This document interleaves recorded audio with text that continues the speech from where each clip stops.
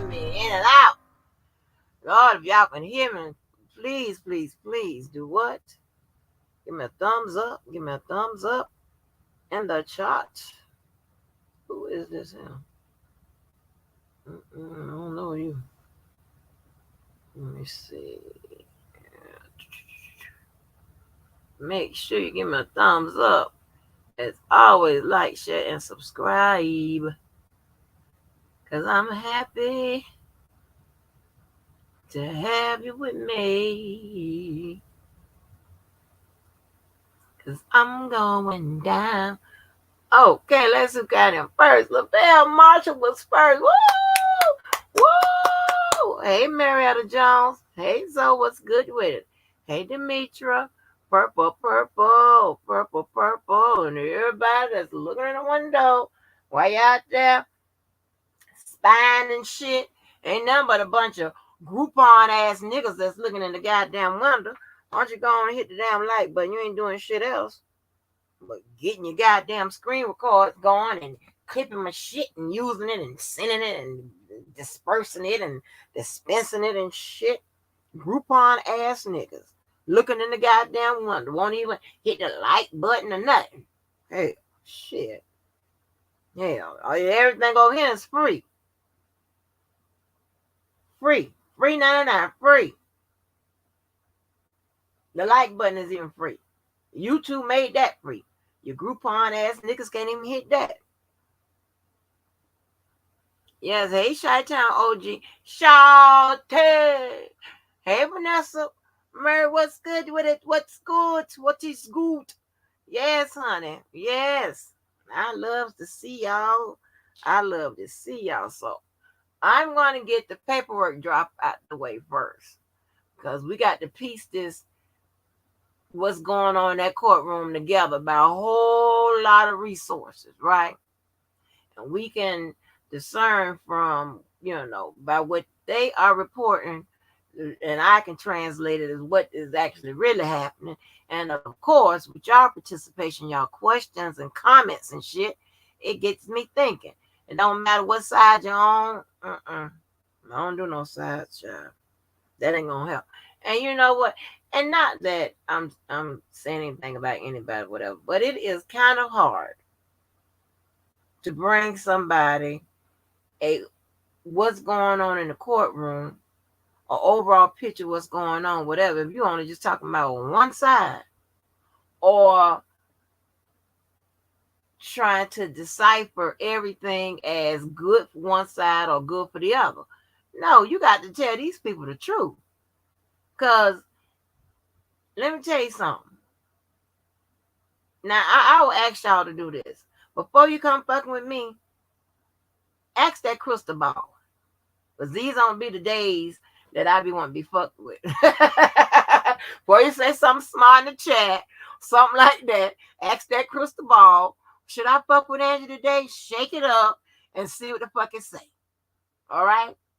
Don't get no paperweight, whatever. That ain't going to work. Get a real crystal ball. And from what I understand, there's a bunch of motherfuckers around here can tell you where to buy a crystal ball. That'll give you the answers. Don't shake up that black thing with the 8 balls in there and you shake it up and they give you that answer. You know, the shit that we had when we was kids. That's still on the market, along with the Rubik's Cube. Don't use that.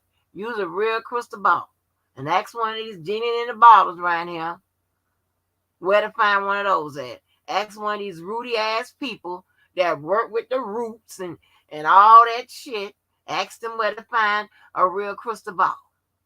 Okay? Or the salt, that you pray over before you throw it at the people and call somebody name 7 times. Turn around 7 times, and then then you put a hex on.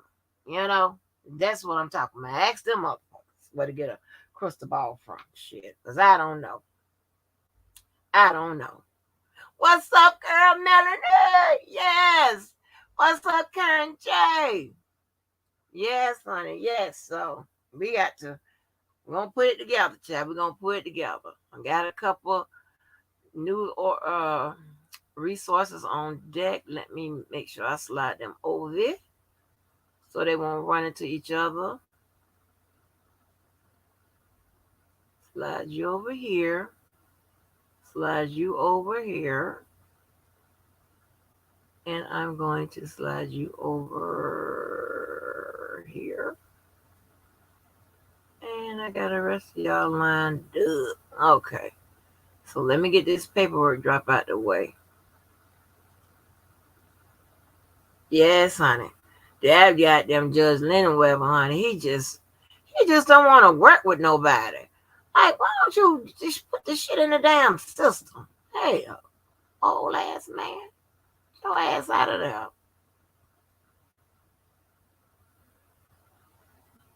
Let me see. Where's the paper? Hold on, where's the damn paper?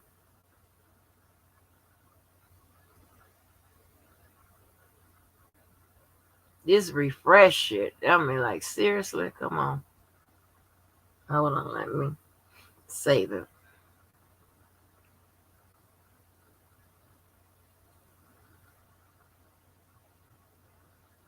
But anyway, I hope y'all day was straight.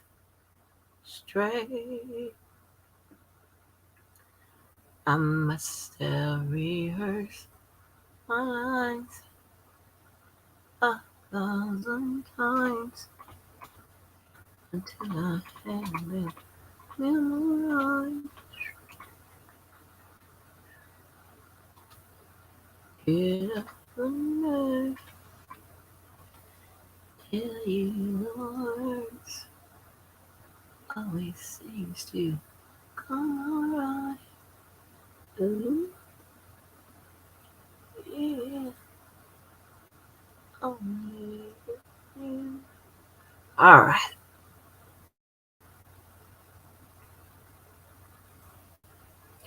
Okay, so this is from our girl. You know, we love Mary Judge over here.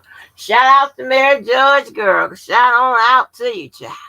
Let's see what you done put in today. All right, it says defendant Milton Brown motion to clarify court's ruling on his motions in limine. Defendant Milton Brown by the Federal Defender Program and its attorney, Mary H. Judge, respectfully submits this motion to clarify the court's ruling on his motion in limine number 2A. Factual background summary of issue. What is all this? Hold on.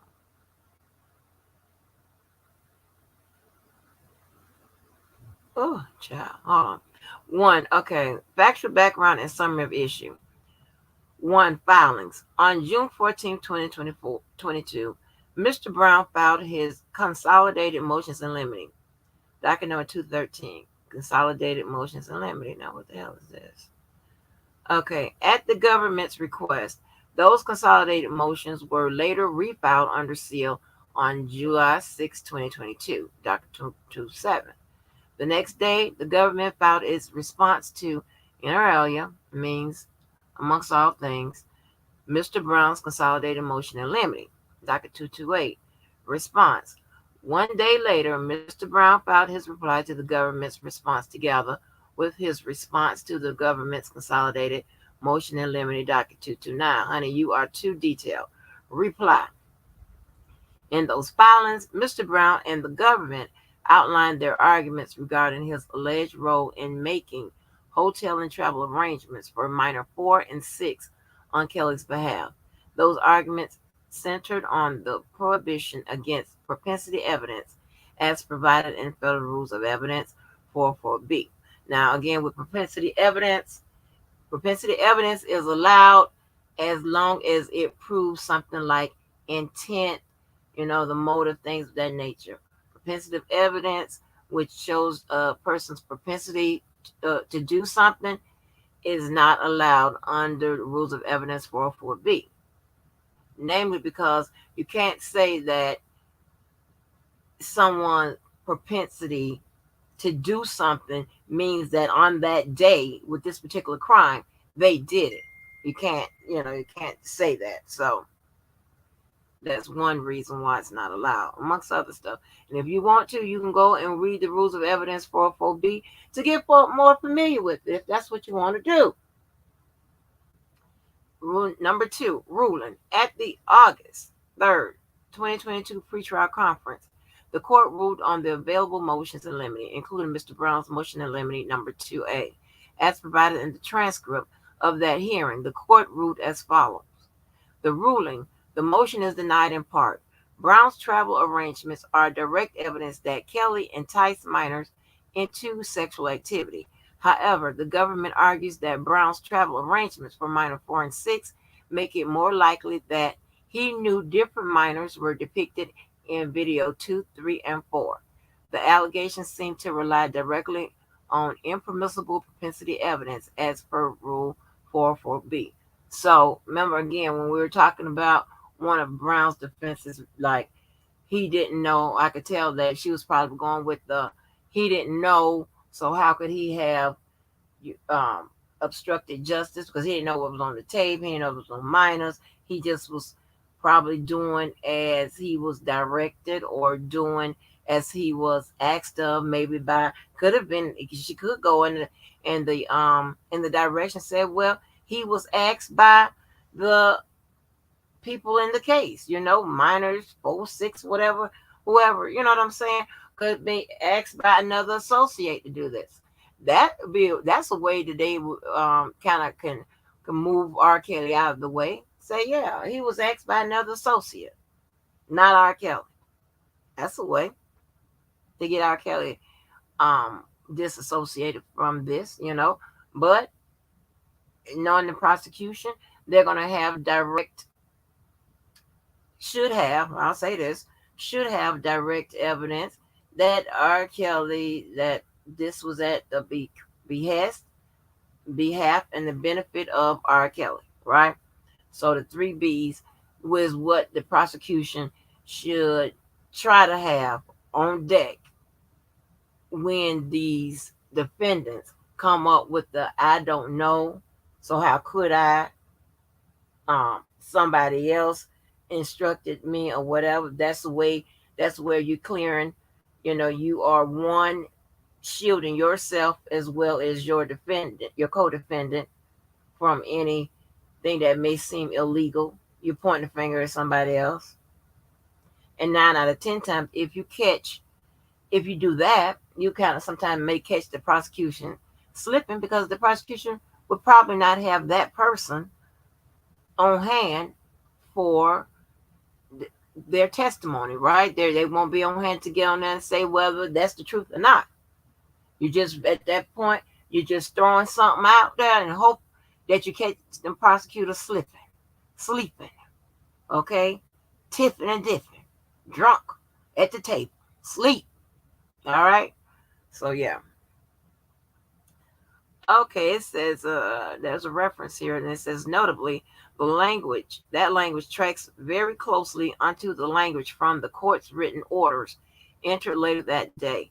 Docket 250. In the court's written orders, the court ruled on Mr. Brown's motion in limine number 2A as follows. Ruling. The motion is denied in part. The government may discuss Brown's travel arrangements as direct evidence that Kelly enticed minors into sexual activity. However, the government may not argue that because Brown made travel arrangements for specific minors, it was more likely that he knew different minors were depicted in certain videos. And like I said then, that is, you can look at that as a win for Brown, that is. And as you can see, the Brown's involvement and whatever they are claiming that he knew and what he did and what have you, you got to always remember that also impacts R. Kelly.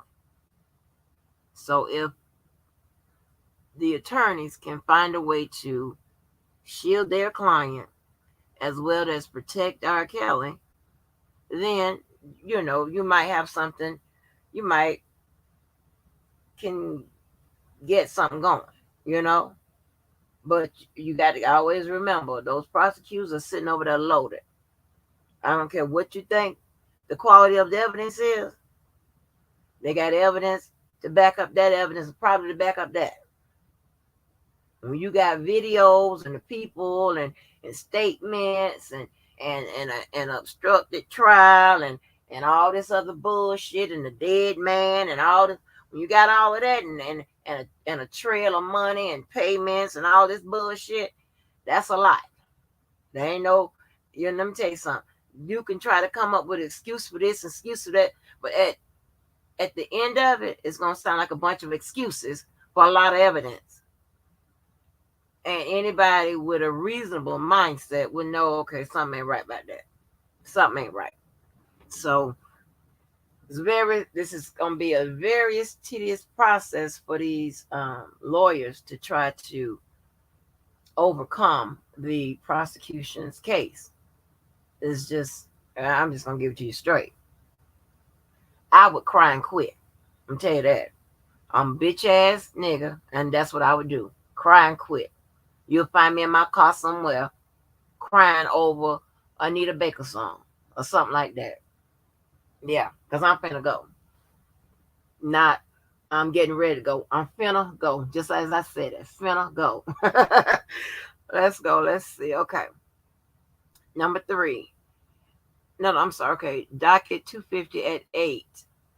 It says, importantly, these 2 excerpts are taken directly from the court's orders, one spoken and the other written. Number 3, question arising from ruling. The court's ruling on Mr. Brown's motion in limine, number 2A, posed one particularly pressing puzzle for undersigned counsel. That puzzle is, in short, how to reconcile the 2 parts of the court's ruling. One, that the government may use the evidence against Kelly, i.e., direct evidence that Kelly enticed minors into sexual activity. 2, that the government cannot use the evidence against Mr. Brown, i.e., may not argue that because Brown made travel arrangements, it was more likely that he knew different minors were depicted in certain videos. Specifically, counsel wondered whether the government's witnesses could refer to Mr. Brown by name when testifying as to these events. Oh, okay. So she's probably trying to say, do they even know who it was that allegedly made these arrangements or whatever? But let's keep reading. Let's see what she says. It says, on the one hand, the government can introduce the evidence as evidence against Kelly. On the other, the court ruled that as against Mr. Brown, the evidence constitutes improper propensity evidence, which is inadmissible under Rule 404B, which goes back to what I said. This was good for, that ruling was good for Brown, not good for Kelly. So this is what it goes back to. Damn, I tell you, if I keep reading, I'll answer my own shit and explain it better, because that's what they do. They explain this better. It says this potential conflict is explained in more detail in section 5 of this motion. So, and I hate Roman numerals. I ain't gonna even front like I like them. I hate them. So, and as y'all can see, with that split he did, that motion being denied in part, that particular objection she had, you can see where it contradicts, because it's going to help one and hurt the other. So that would definitely cause a conflict in maybe the overall strategy of the defense. But let's keep reading. Let's see what we get. 4, pretrial conference transcripts. At the next pretrial conference on August 11, 2022, counsel for Mr. Brown inquired as to the contents of the court's order regarding his motion in limine, number 2A.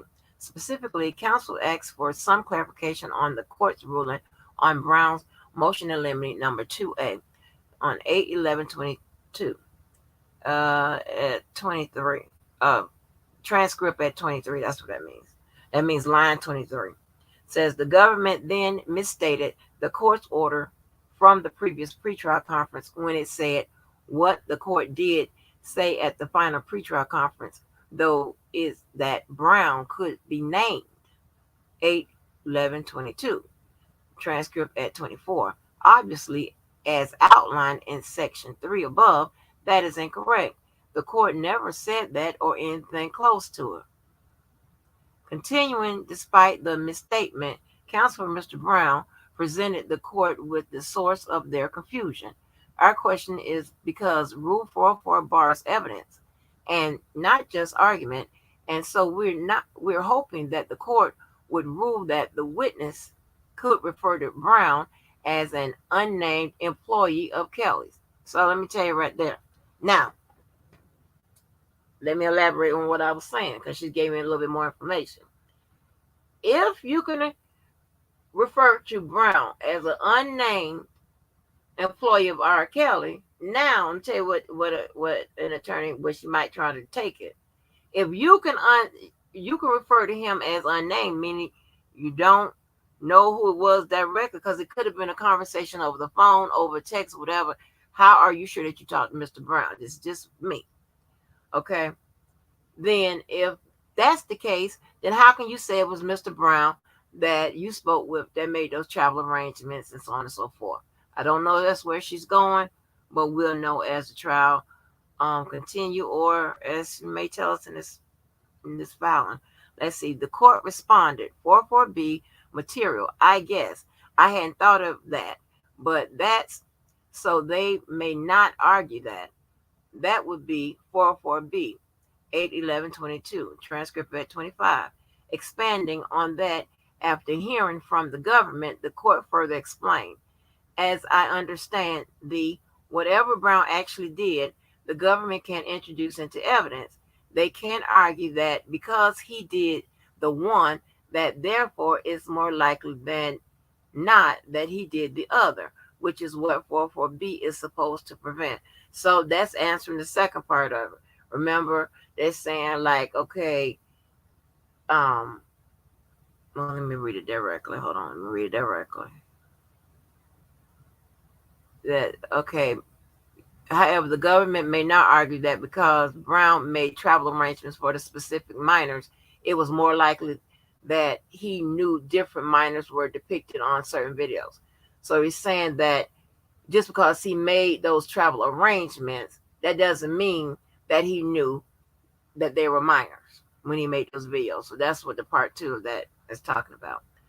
Unfortunately, the conference moved on and soon concluded before counsel for Mr. Brown could raise a follow-up question.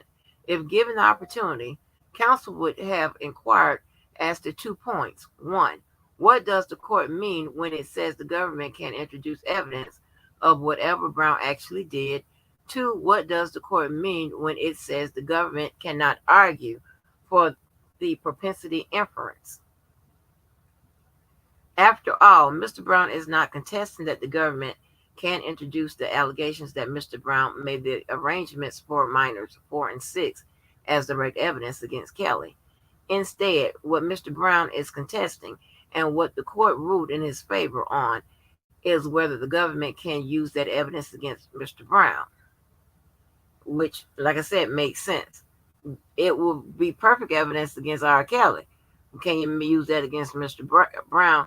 I think she's saying that the court said no.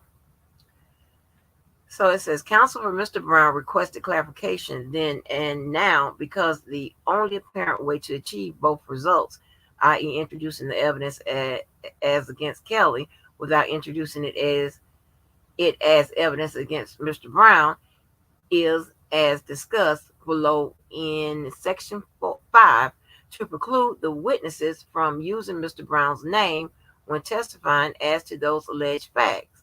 The matter of whether the witnesses can name Mr. Brown in that context, however, has yet to be resolved.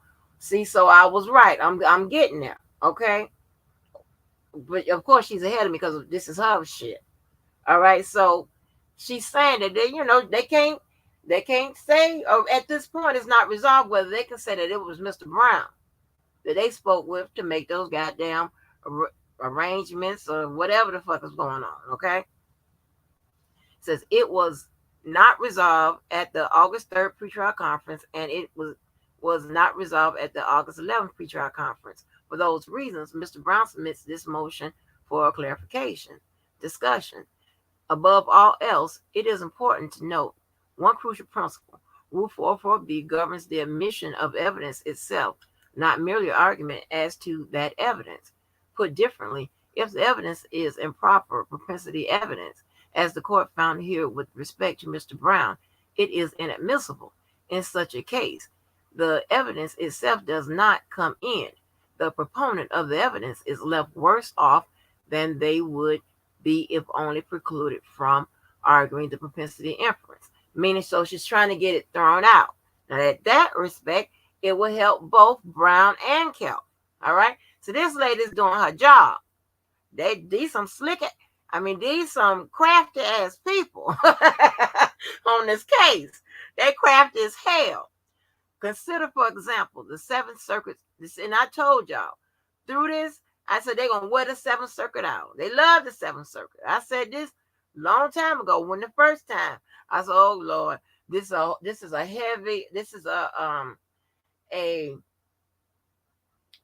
a jurisdiction that love to quote the Seventh Circuit.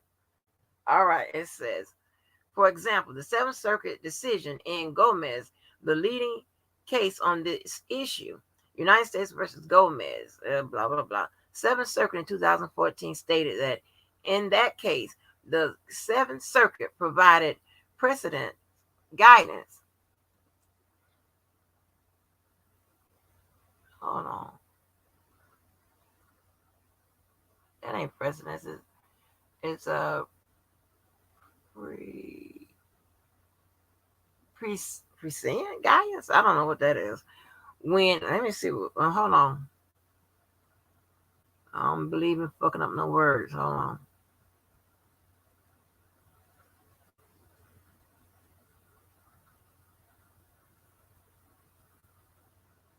Prescient. Oh, prescient. What that mean? Oh, prescient. Shit. What is that? Let me get back to what I do. Hold on, y'all. Okay. Prescient guidance. Okay, prescient guidance. When it held, one, that the evidence was relevant only through a propensity inference, and two, as a result, the district court should not have admitted this evidence.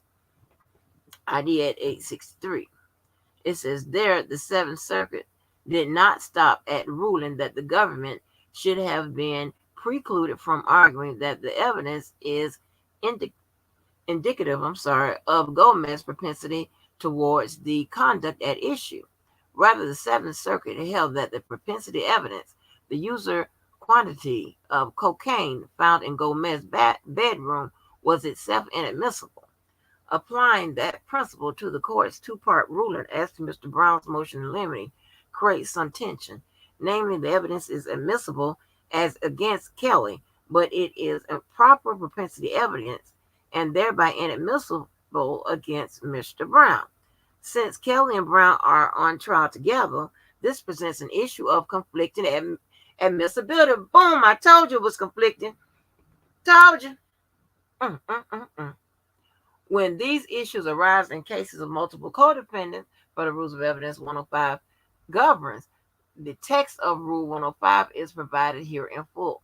If the court admits evidence that is admissible against a party or for a purpose, but not against another party for another purpose, the court, on timely request, must restrict the evidence to its proper scope and instruct the jury accordingly. So this is where it's going to be something probably limiting instructions, okay?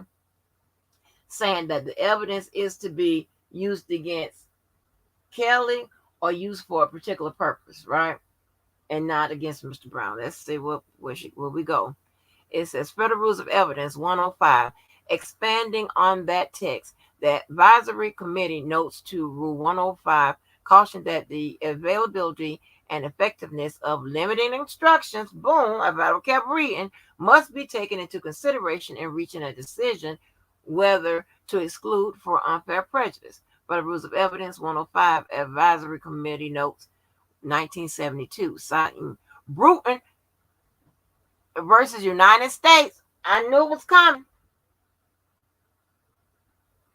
389 U.S. 18 1968, ruling that a limited instruction did not effectively protect the accused against the prejudicial effect of admitting in evidence the confession of a co-defendant. So here, now, she's saying she really wanted tossed out.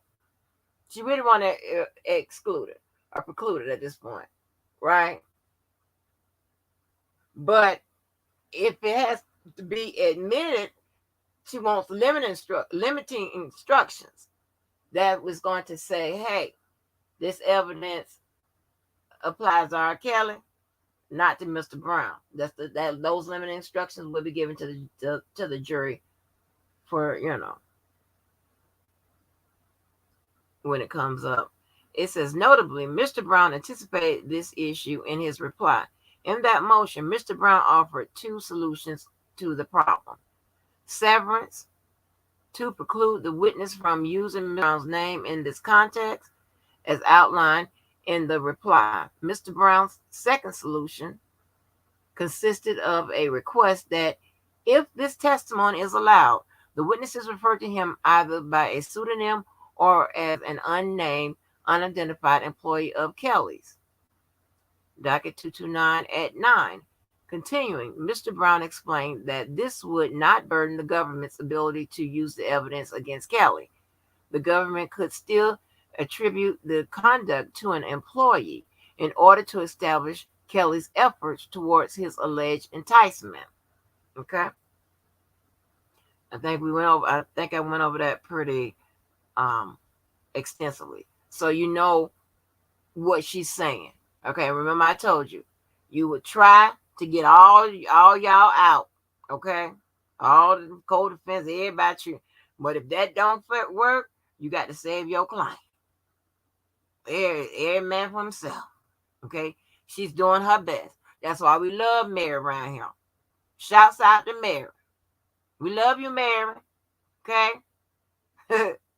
Says the Rule 44B issue would not be cured by a ruling that allows the witnesses to refer to Mr. Brown by name when testifying about the alleged arrangements, while not allowing the government to expressly argue that the jury should infer that Mr. Brown possesses a propensity towards this sort of conduct. Such a ruling would allow the evidence to be admitted against Mr. Brown, and that is clearly prohibited by Rule 44B. She's right, which renders the evidence itself inadmissible. The jury would still be presented with the evidence and would be free, if not encouraged, to reach the propensity inference that Rule 44B is designed to protect against. This potential problem is why Mr. Brown asked for a clarification. Conclusion. For the above reasons, Mr. Brown asked that the court to clarify its ruling to Mr. Brown's motion in limine number 2A. Specifically, Mr. Brown requests that the court resolve the question of whether the government's witnesses may use his name when testifying about the alleged arrangements at issue in that motion. Yes, we love Mary. Yes. We love Mary. We love you, Mary. Come around the front. Come around the front. 1 minute, y'all.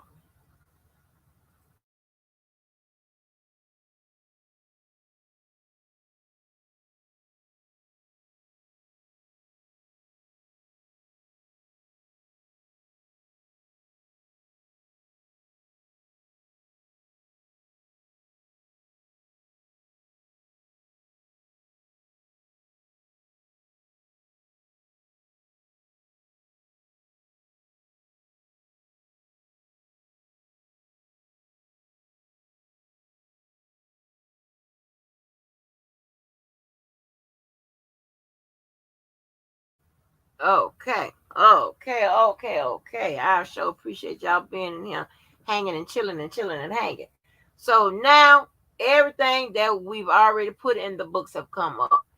The Bruton Rule, Crawford, the Confrontation Clause, hearsay, co-defendant's hearsay.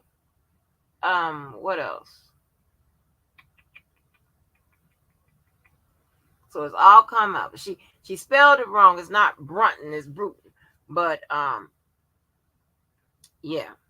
Well, make sure she ain't citing something else. But anytime it's co-defendant type shit, that's what it is. But let me make sure. So I like to give Mary her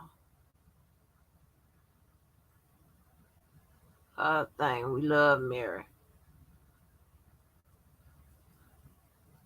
Make sure she got it right. Yeah, she misspelled it. She misspelled it. But that's okay.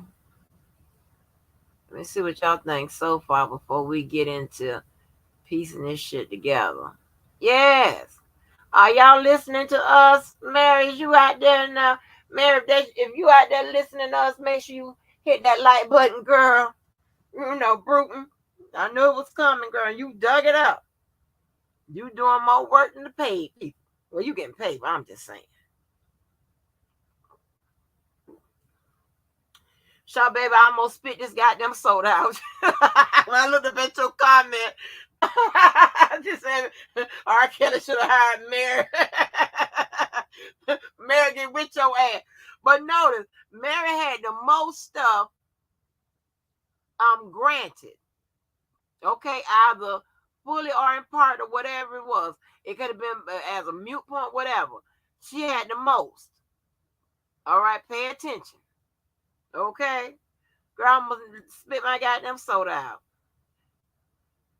Hey, Samantha Nicole. Hey, Regina White. Lisa. Hey, and bye as always, honey. James Harris. What's good with it? What's good with it? Coming through the Star Trouble. It's always some BS. Hey, honey. You know me loves you. Hey, Dynamite. Yes. Hey, Progress 2 times. What's good with it, Arkansas? What's good with it? Yes. Y'all done come out tonight, baby. Y'all done came out tonight. Is this a good time? Y'all like the second shift? Hey, Over. Jennifer. Hey, Cool BJ. Yes. I see y'all up in here today. Yeah, so, honey, I damn spit my damn soda. He said, R. Kelly to the art. Mary. Mary is working it, honey. She is whipping it, baby. She's whipping her hair back. Woo! Yes, so let's get into Lord, we got to piece together this trial, okay? So we got to go to our news sources and stuff. Some of them I'm put up, some of them I'm not. I'm just going to do a straight read from them. But, it's a lot. And shout out to everybody that's been keeping people up to date. Best way they know. Best way we can, honey. Best way we can. Let's see. All right. This was updated at 5:43. All right, it says girl in child pornography tape allegedly made by R. Kelly expected to testify against singer associates at Chicago trial. All right, let's see what this says. This is CNN. It says the girl allegedly seen in multiple child pornography tapes from the late 1990s having sex with R. Kelly is expected to testify. The singer had sex with her when she was 14 and recorded some of their hundreds of sexual encounters, prosecutors said at the start of Kelly and two associates, Chicago federal trial Wednesday. I was thinking about something. And I'm gonna tell y'all this now. So if anybody know the answer, y'all can just drop it in the chat.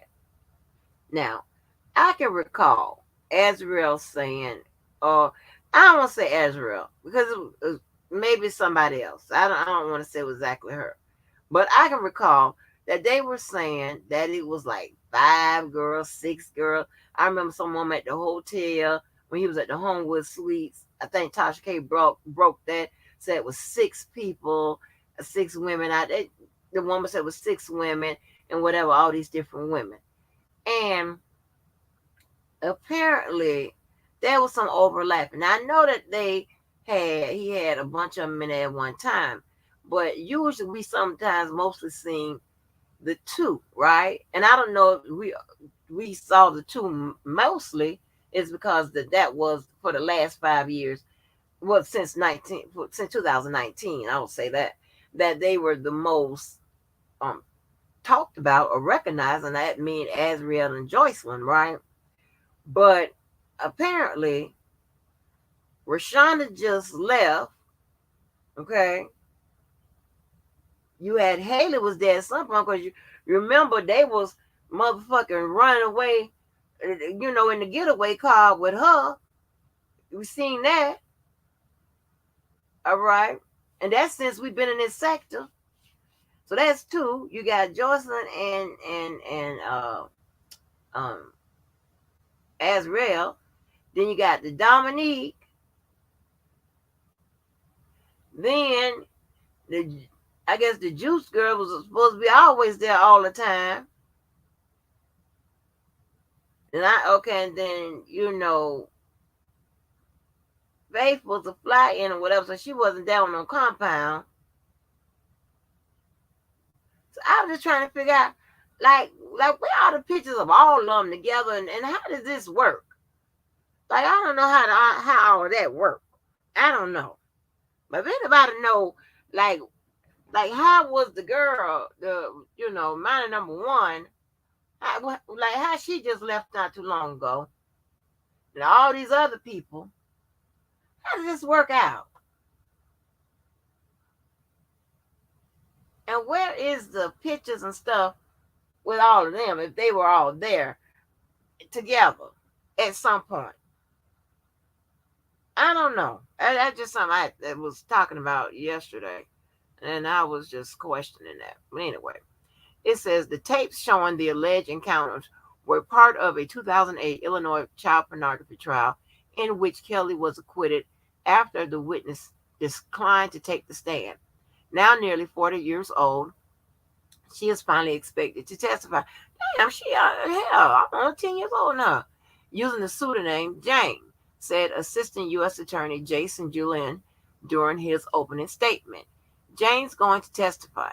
Jane's going to tell you that it's her on the videos. Uh-oh.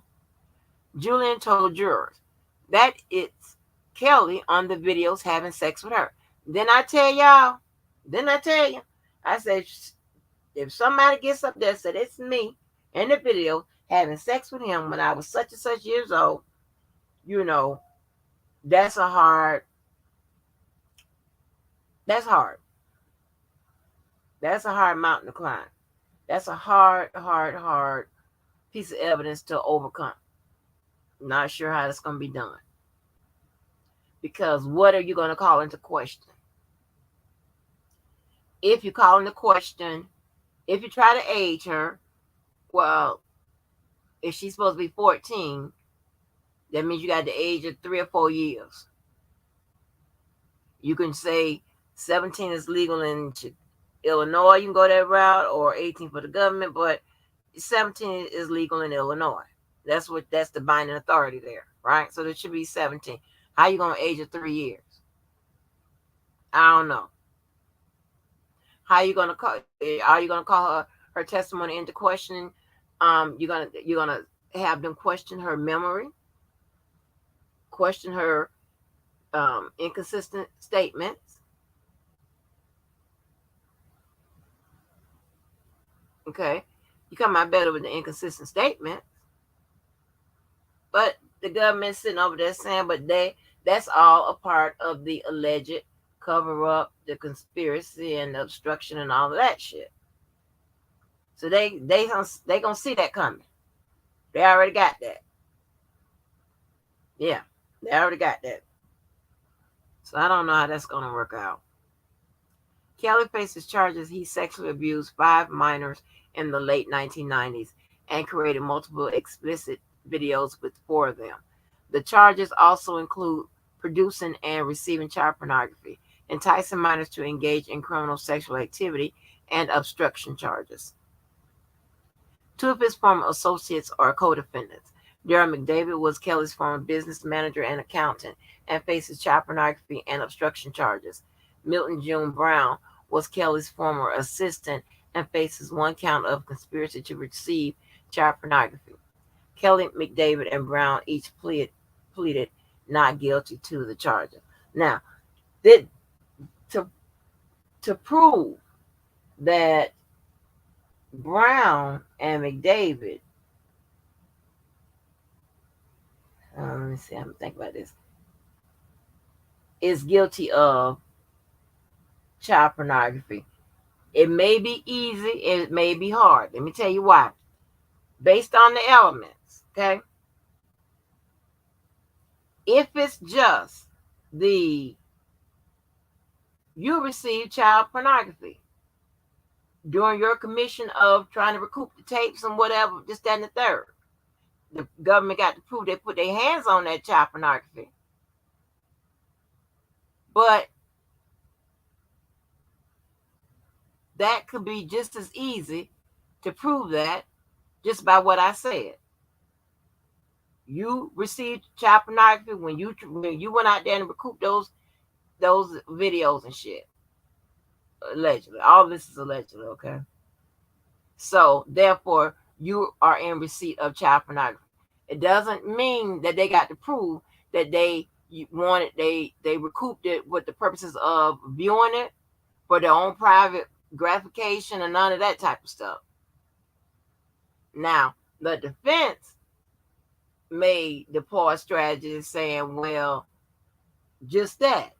He didn't, if it gets murky where they see that they can't shake them not knowing that it was child pornography, then they may have to go to option 2. Say, hey, well, it wasn't for his own personal use, his own gratification. It wasn't for this, it wasn't for that. So how can you say that he was in receipt of child pornography? If I didn't know that it was child pornography and I didn't know who was on it, I didn't know nothing about it, whatever, doesn't work. They may go there with that, but the prosecution is going to come back and say, hey, that's not what we were saying. When you was getting out there doing that, you were in receipt of child pornography. So that's what you was doing. That's what you had. You was in possession of it. And depending on, of course, and I'm gonna try not to think of it because I pull up that goddamn indictment quick to see what those what the elements are.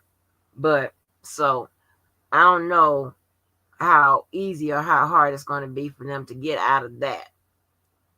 The obstruction charge, that's going to be hard.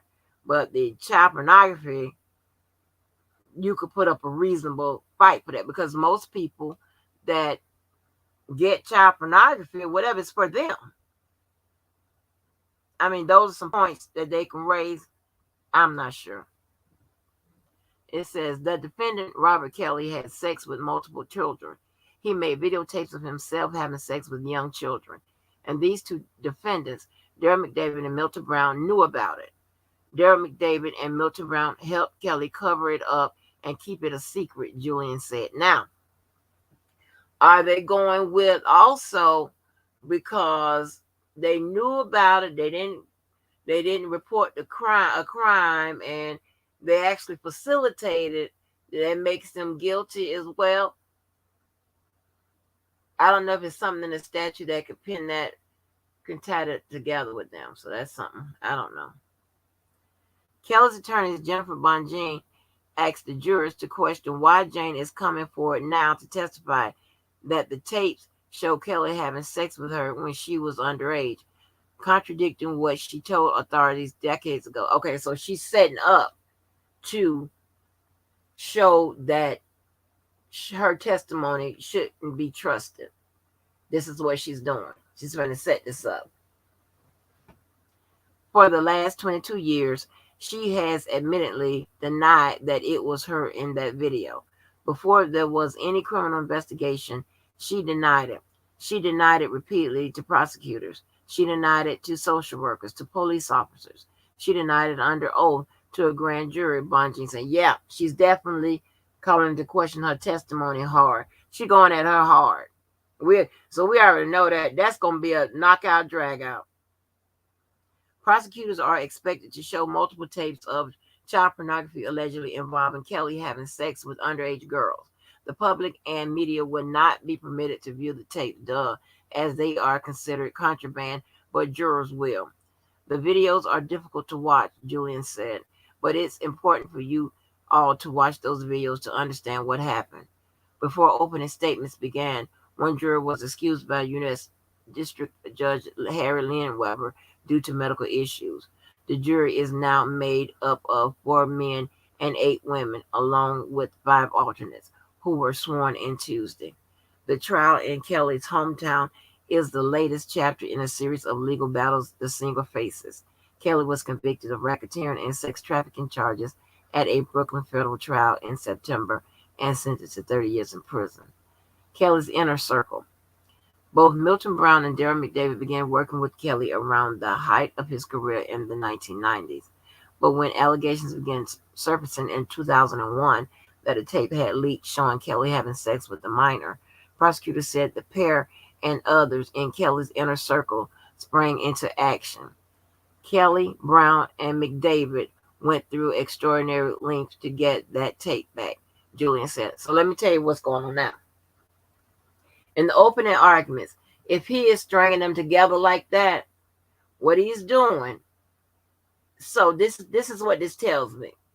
They got a pyramid of a type of case that they've built. When they have placed McDavid and Brown in important positions in that pyramid, okay, which is tying them all together.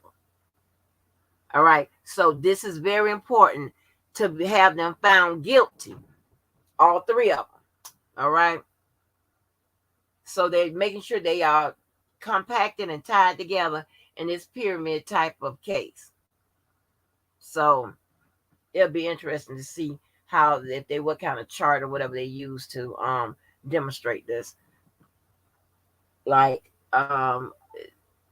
certain actions that each of them took to facilitate whatever the allegations are were detrimental to the other in furthering the, the allegations of these crimes. So yeah, so if they making them that important, see, they're not right now, and it could be, of course they're going to explain each person's role more in depth, but just by that particular line is making you say all of them should be found guilty together, because it was all 3 of them in it together and they knew what was going on. Okay, they're not right now, they're not showing that one person's role was less significant than the other, which is it is what it is. But Vadim Glossman, an attorney for McDavid, told jurors Kelly, Jane, and her family were not truthful to McDavid and the team of high-powered entertainment lawyers, and denied the recording showed Kelly having sex with Jane when she was underage. Okay, so Glossman done sprung into action for McDavid, because we already knew that, they was gonna try to try to do the best they can to get them all off, but push come to shove, and we know that McDavid has been showing his ass. His team been showing they ass, that they were going to be the first one that would jump up and respond to this. So Glossman already realized what I just said, that they were trying to string them together, make them all 3 very guilty, right? Not showing one is less guilty than the other. But so you see what Glossman responded. He immediately said that R. Kelly, Jane, and her family was not truthful to McDavid.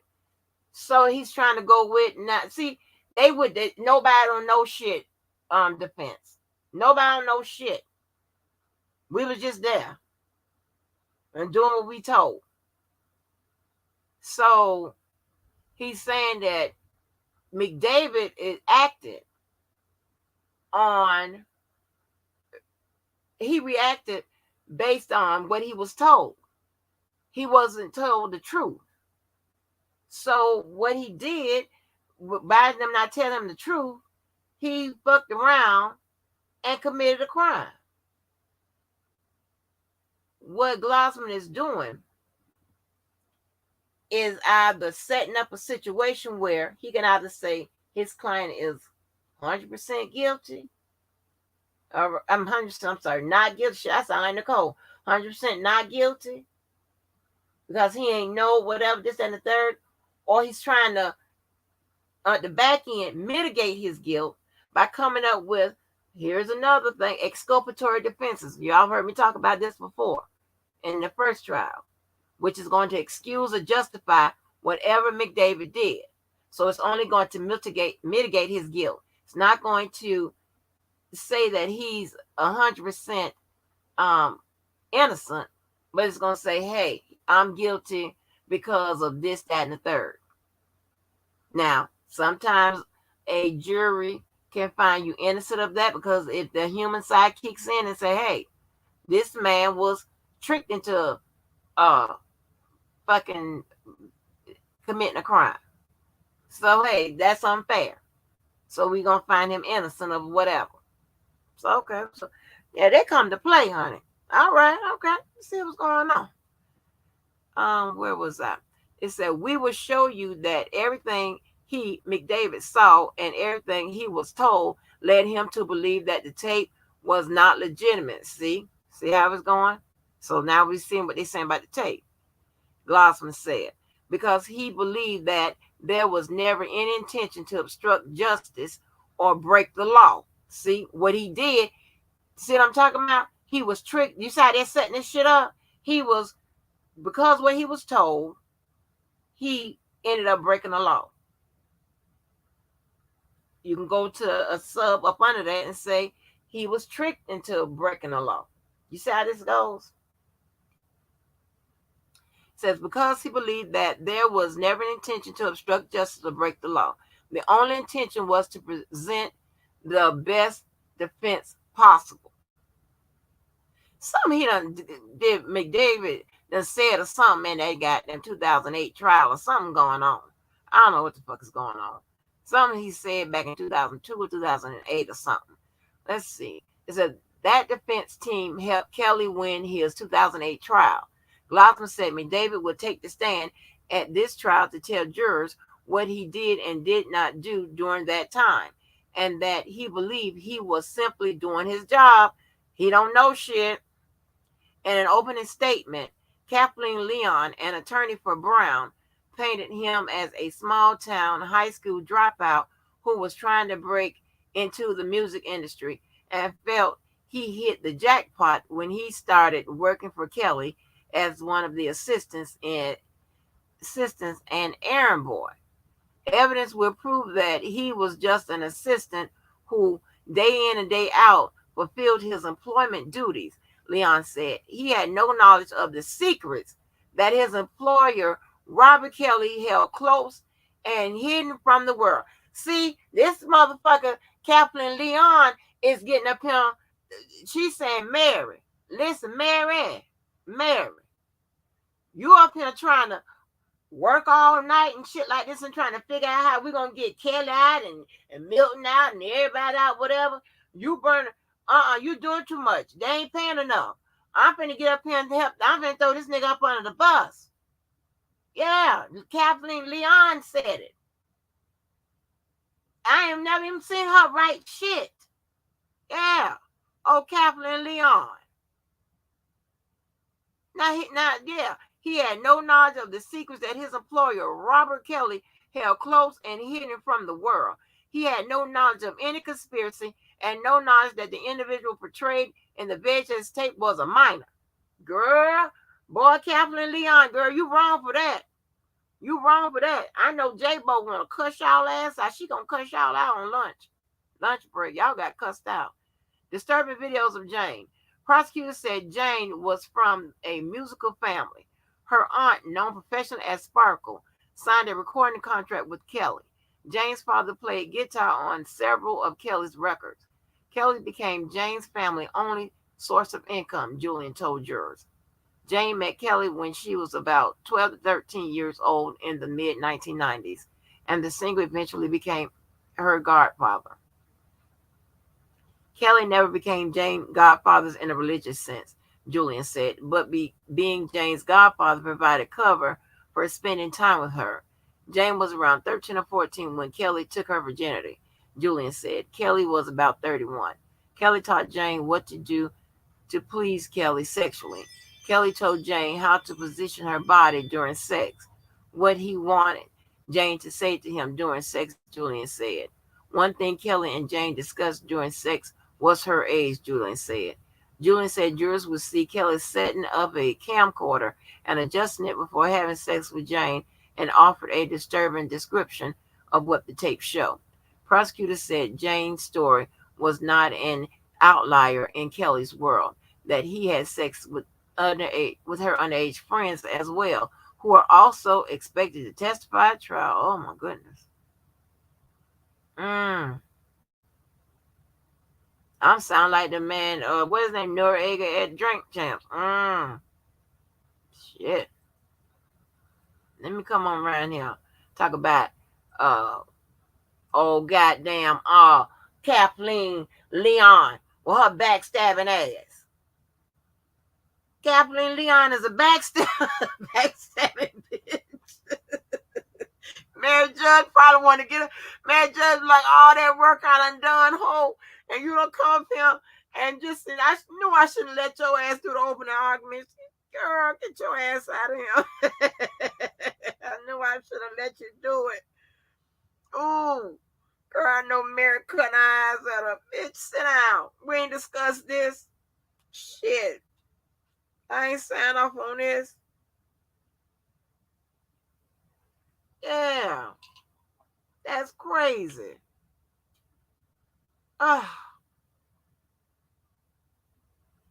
Yeah, Vanessa. Yep. In the preparation of his witness, that's what Jane told Julian, some member on the prosecution staff. Let me see what y'all talking about. Hey, McQueen K.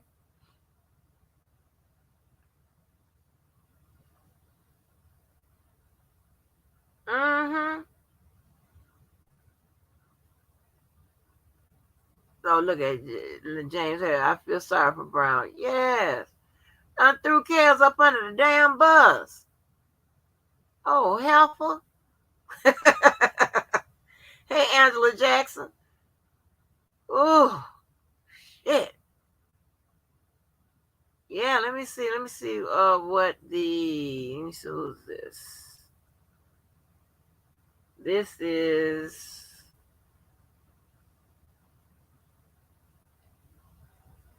This is New York Times. Let me scan real quick and see if there's anything different.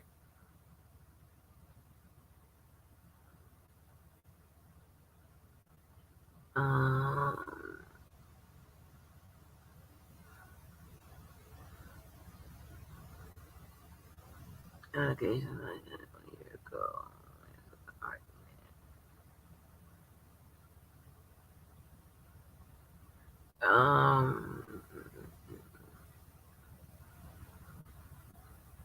Well, let me read some of this.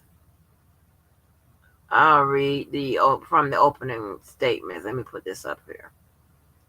Hell, backstabbing ass Helpful got up there and backstabbed the man just like that. We ain't never seen nothing for no damn Kathleen. Shit. Helpful, look you out your ass up. Hold on.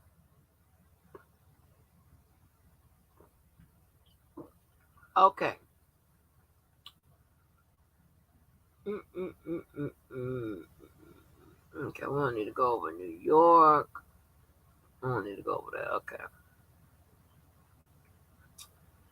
It says right here, on Wednesday, open arguments began in the Chicago trial after 2 days of jury selection. One of the prosecutors, Jason Julian, asserted that Mr. Kelly had repeatedly sexually abused minors and that he did so with the protection of his associates. The defendant, Robert Kelly, had sex with multiple children, Mr. Julian said. He made videos of himself having sex with children. And these two defendants, Milton Brown and Darren McDavid, knew about it and covered it up. A lawyer for Mr. Kelly, Jennifer Bonjean, said that several of the prosecutor's key witnesses were not to be trusted because they had struck immunity deals with the government. So she's already setting the jury up to look, to question everything every prosecution witness says. Okay, that especially the ones that struck immunity deals, and pretty much everybody, but especially the ones that can do the most damage. Namely, the people that said they was there, they knew something about it, and they participated in whatever, those statements that they was trying to get in under Santiago, all of that. She's trying to call into question all of that. Okay, she's trying to get that in the jury's mind now. Okay. It says she described the case as her client as stemming from the pressure of a social media movement, apparently referring to the hashtag Me Too movement, and she sought to position Mr. Kelly as a victim rather than a perpetrator. It is entirely possible that Mr. Kelly can be a victim of extortion and financial exploitation, Ms. Bonjing said. A lawyer for McDavid, Vadim Gosman, said his client was just doing his job when he hired lawyers to handle settlements related to Mr. Kelly's sex tape, which Mr. Glossman argued Mr. McDavid believed to invoice adults, not minors. Lord have mercy. I mean, I'm looking for McDavid to come on in the goddamn courtroom with, and shit, and say he got amnesia. He got amnesia.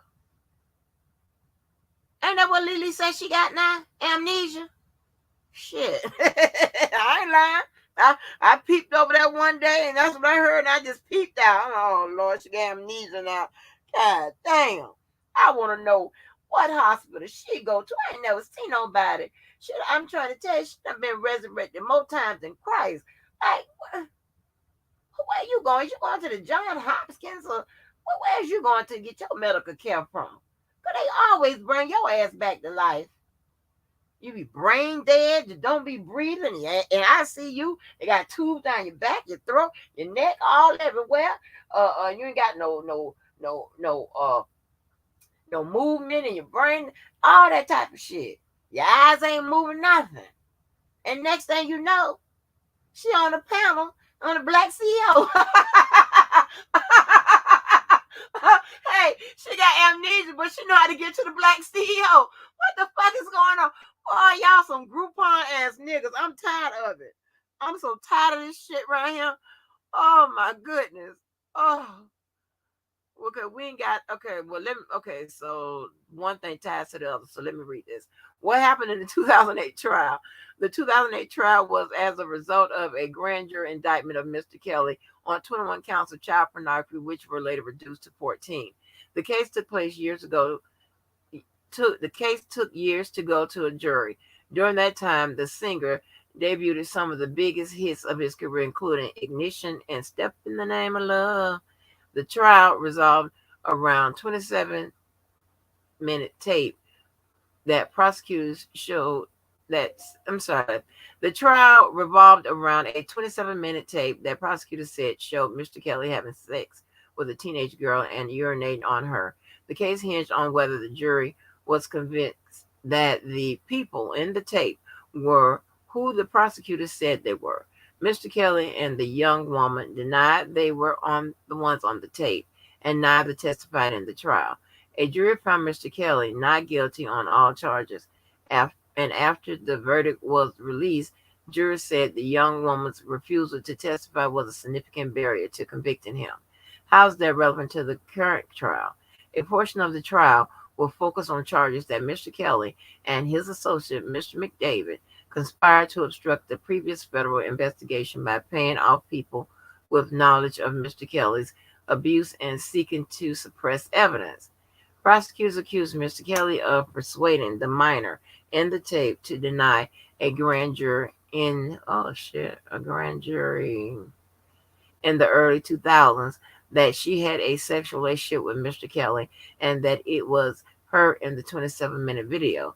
According to the federal indictment, Mr. Kelly and Mr. McDavid arranged payments and bought gifts for the minor and her parents over a roughly 15-year period to prevent them from speaking to law enforcement about the issue.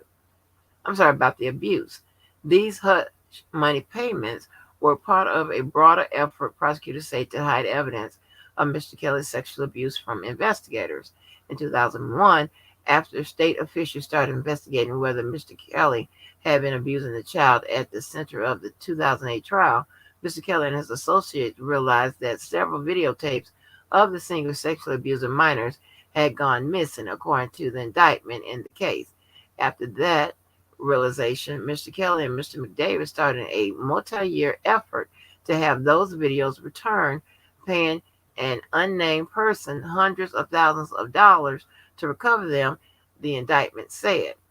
Around that time of the first trial in Chicago, prosecutors said the person that Mr. Kelly and Mr. McDavid hired to find the missing videos planned a news conference about the existence of footage of Mr. Kelly having sex with minors.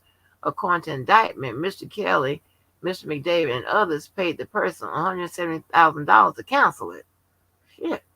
The charges of receiving child sexual abuse imagery relate to the effort to recover several missing videos of Mr. Kelly engaging in sex acts with the person at the center of the 2008 trial.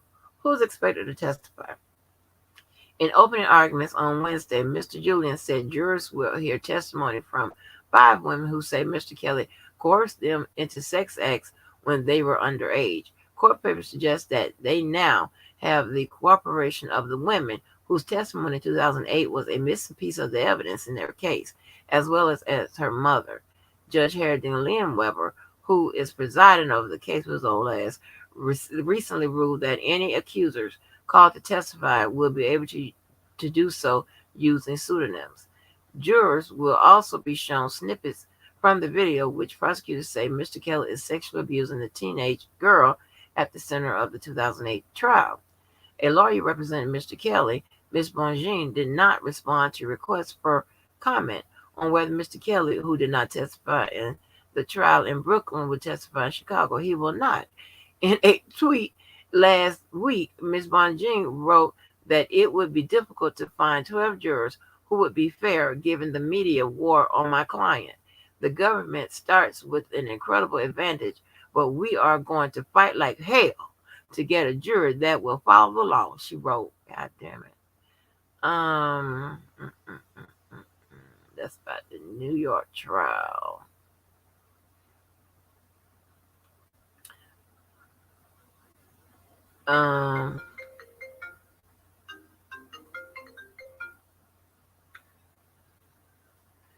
Let me see if this is something good.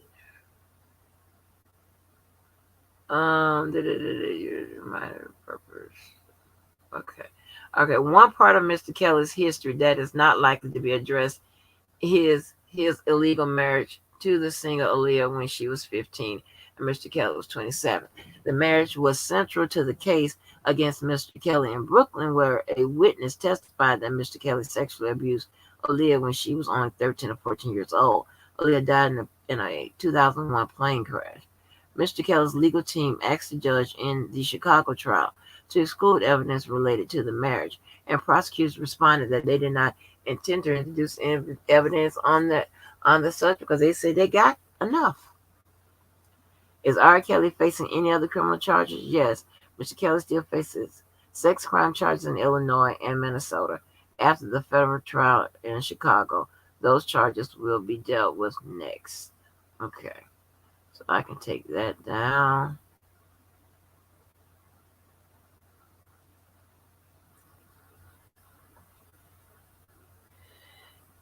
And I can go, who was this? All right. I can roll right over to TMZ. Not TMZ, Court TV. Yeah, this is getting, I don't know about this. So I'm gonna run right into the front real quick.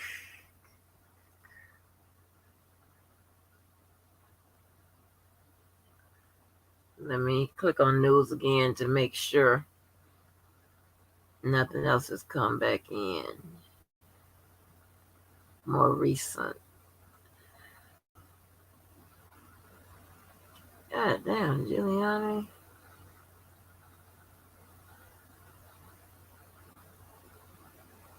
So, no accept. All right, let me go to this one first, because this one might be from earlier time. So, is it what is up? What is showing up? Let me see what's up here. Okay.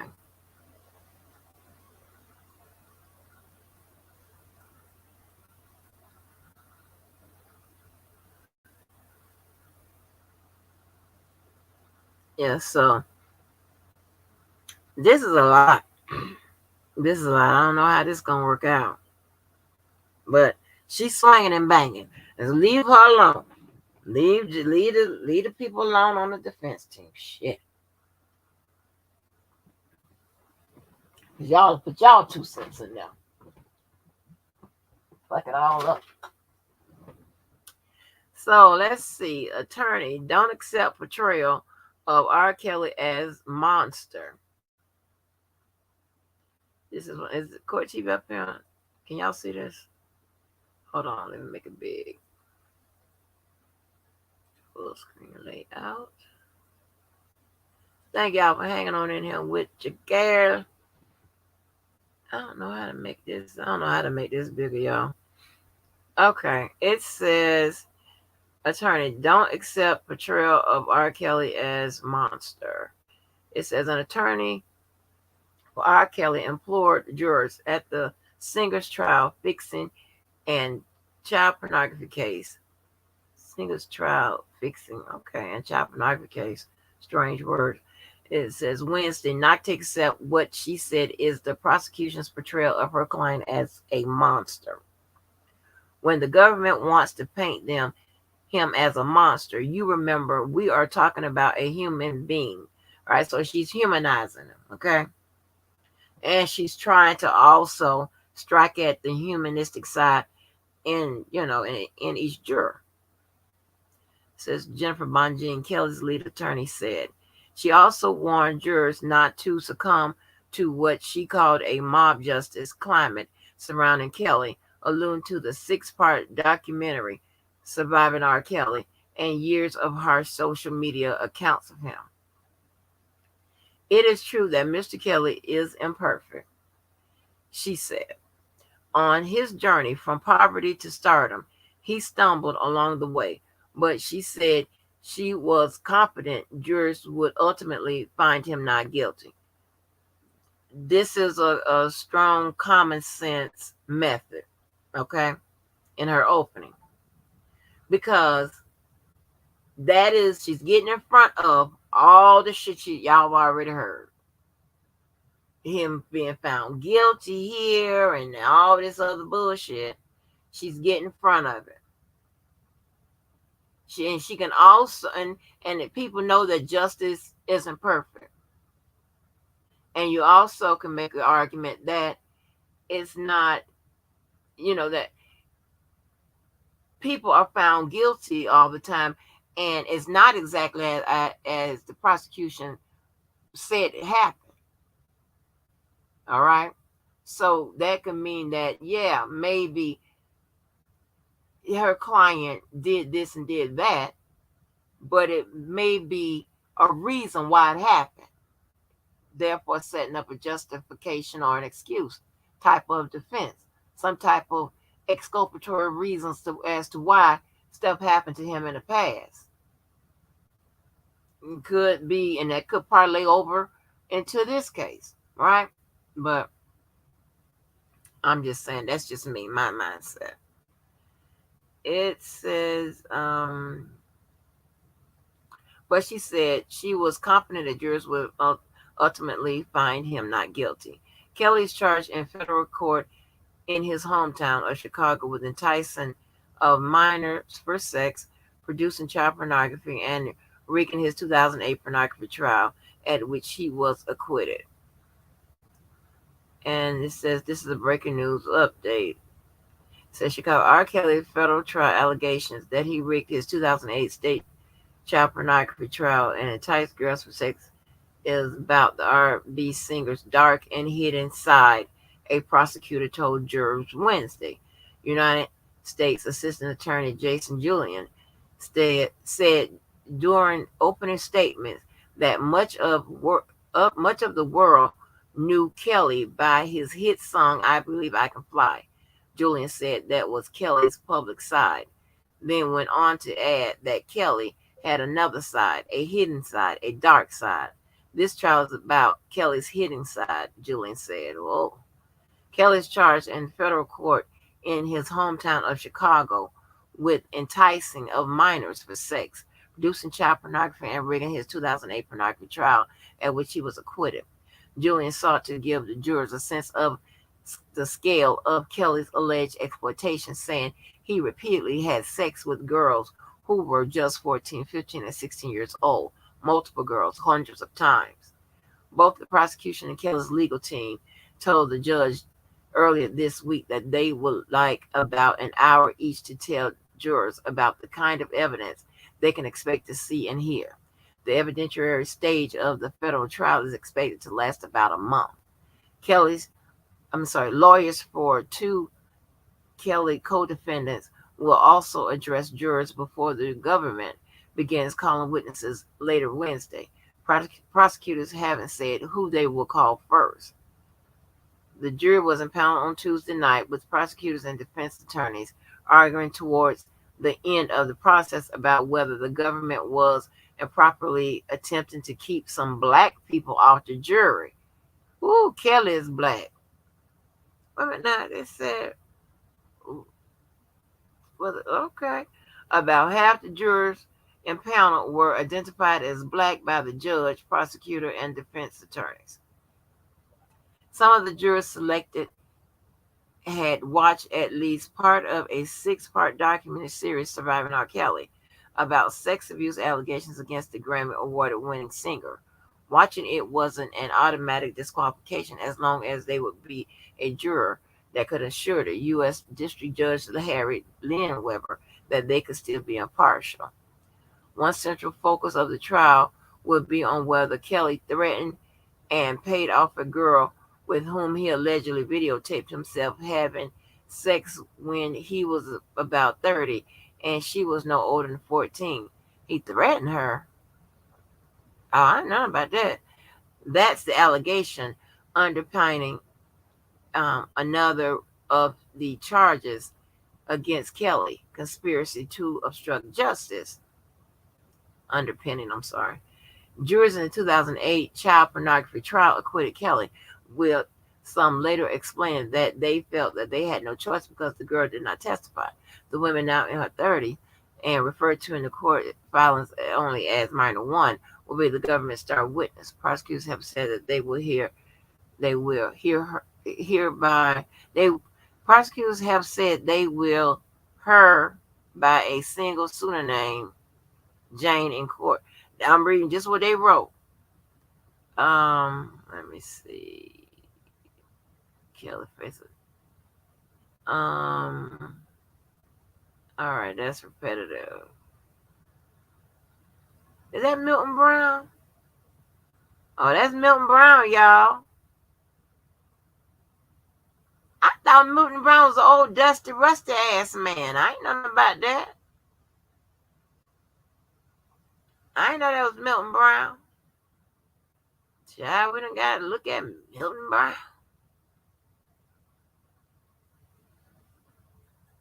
Okay, so let me put this up. Yes, honey. Let me see what else so it's not repetitive. Let me see what this is. Open arguments. Just witness. Lawyers. Who is black. Prosecutor multiple had already made. That's a jury before defense objective. Okay, this is one. All right, so let me read more about this argument with the black people. It says the jury was impounded Tuesday night with prosecutors and defense attorneys arguing towards the end of the process about whether the government was improperly attempting to keep some black people off the jury. Kelly, who is black, is accused of enticing minors for sex, of producing child pornography, and of fixing his 2008 state child pornography trial, at which he was acquitted. At the sides began exercising peremptory challenges. And peremptory challenges are challenges in which you can just dismiss somebody without any reason. When you're dismissing them with cause, you got to have a reason, in which they can remove a fixed number of potential jurors from the pool. Kelly attorney Jennifer Bongina accused prosecutors of seeking to strike black people from the jury to deny Mr. Kelly a jury of his peers. So again, she is still trying to keep that violations of his civil rights, constitutional rights going in the media and in the courtroom. So it says prosecutors noted multiple African American people had already made it onto the jury before the defense objected, and they argued their reasons for wanting to strike some had nothing to do with race. In one case, they said an older man appeared to have a hard time staying awake. Oh no. Judge Harry Linweber partially agreed with the defense. This allowed prosecutors from striking 3 black people from the jury and restoring them. About half the 12 jurors were impounded were identified as black by the judge, prosecutor, and defense attorneys. 6 alternates were also selected. So see, Leonard Webber is, he seems to be being fair during this process, you know what I'm saying? So, hey, some of the jurors selected were, okay. All right. Among the 12 jurors selected was a retired real estate agent who had one son who was a prosecutor and another son who was a defense attorney. Whoa, okay. Another juror was a librarian. Among those dismissed was a woman who said she had unfavorable views of police and judges, and a man who said he didn't think the IRS should exist. One central focus on the trial would be whether threat and pay off girls. Jury 2008, upon when she testifies, the prosecutor Kelly 55, minor 1 is expected to testify. Okay, so we know about all that.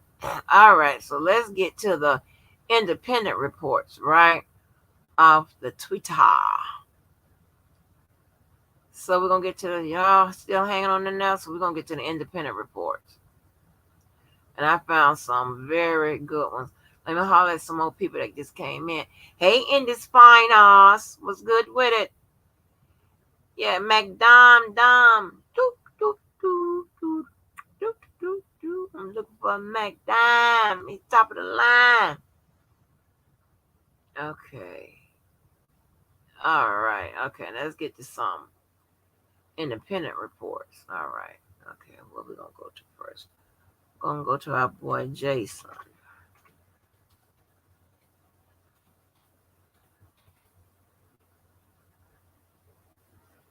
All right, we're going to go to our boy Jason first.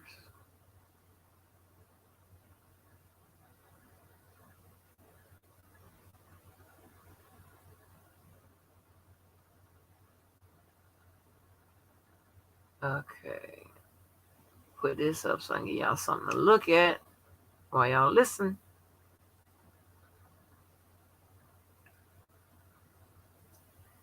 And I'm going to scroll down so I can get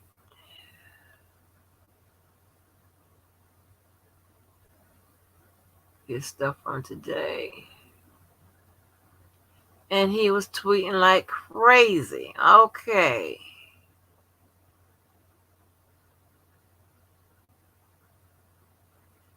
All right, so let me start here with this 23 hours.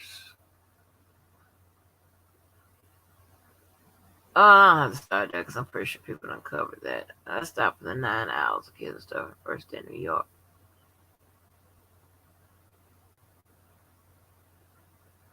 Okay, all right. Tweeting.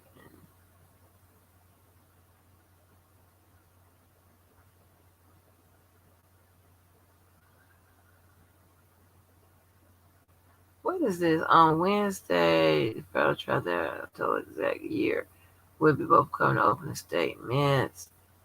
Okay, let's start here.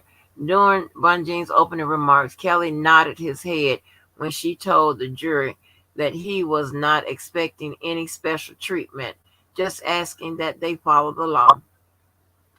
Kelly shook his head slightly at some of the prosecutor's remarks, particularly when the prosecutor alleged that one witness, Lisa, was afraid he would physically abuse her if he found out she'd taken his sex tape. Kelly shook his head slightly. Oh, okay. Must be shook his head in disagreement. All right. R. Kelly sat hunched at the defense table throughout openings, dressed in a dark blue suit and light blue tie and wearing black eyeglasses. For the most part, he appeared to be fixing his gaze straight ahead, even when his attorney, Jennifer Bonjean, reintroduced him to the jury. Back in the R. Kelly trial, we are hearing the opening statement from Milton June Brown's lawyer. She's characterizing him as a Kelly lackey who was merely following orders from his controlling boss. Oh Lord, I noticed this bitch, what her name, Kathleen. He had no way of knowing whether Kelly's sex tapes were genuine or not. Yeah, I know that's old goddamn Kathleen. Oh, backstabber.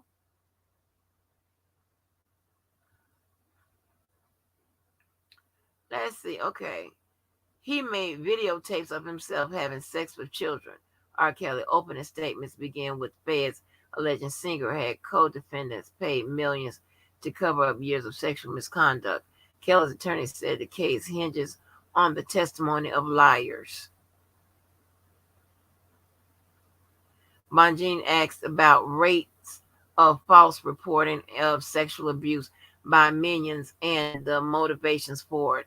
Turner says it's very rare and mostly happens in child custody divorce cases. She's wrapping up Cross now, so somebody must have got on the stand. Okay. Bonjean, picking at Turner's qualifications, point out that a large portion of his teaching experience was with the University of Phoenix. Oh Lord. So that's what I be talking about. Them schools that come on them goddamn advertising schools. That's what I call it. Let me tell you something. I had a friend that that was one of them goddamn people, recruiters at that goddamn University of Phoenix. And I went over there for one semester and I got the hell out of there because they didn't have nothing I needed. And I needed international this, that, and the third. And they ain't have none of it. So I had to get the hell up out of there. I just went over there so he could make his little quota. Shit, it was the summer. I had shit to do. And then she said, that's an online school, right? Ouch. That's what Bonjean said. Oh, she's slick at the mouth, honey. Just then, the first witness for the prosecution in Kelly's trial is Dr. Daryl Turner, an expert who will testify about the sex abuse of children and the grooming behavior of pedophiles. Okay. When Bonjean asked about the complaining witness father a third time, Mecklenburg says, what was his name? Prompting prosecutor Jason Julian to ask for a sidebar. Bonjean tells Julian to relax. Linda Weber tells Bonjean to move on. And now Mecklenburg is off the stand. Oh, what happened with that? On cross now, Bonjean asks, well, were you aware that the complaining victim's father in this case was on the album Love Letter, which was nominated for a Grammy in 2011? She also asked the same thing about the Chocolate Factory album from 2003. It says the second witness for the R. Kelly prosecution will be Ann Mecklenburg, the senior managing director for the Recording Academy, which administers the Grammys. Why is it going down? I don't know why is it reversed like this, y'all. It says direct examination is over, and Leonard Weber says trial is done for the day. Everett will be cross-examined Thursday morning. It's talking about Kelly's bedroom. After viewing the videotape, it was very obvious that this was the setting where it took place, Everett said. Who is Everett? Said the third witness for the R. Kelly prosecution is retired Chicago police detective Daniel Everett. All right. It says jurors in the R. Kelly's federal trial had been told the evidence would transport them back in time, but they probably didn't think they'd be watching the 1998 Grammys. Our story on a musical flashback and harsh allegations of sex with children and a cover up. Okay. All right, Jason. What was the other girl? Let me see. Oh, this dude did a lot of texting today too. Let's see.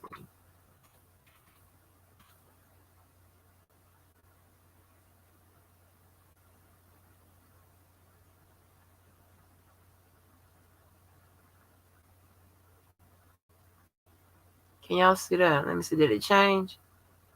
Okay, it changed. Okay, good. That's what this dude said.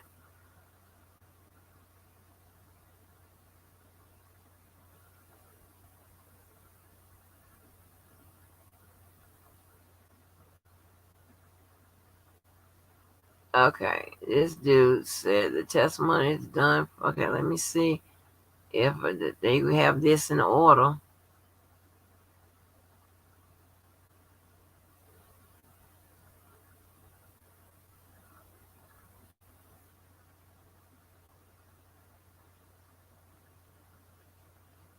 He did a lot of tweeting.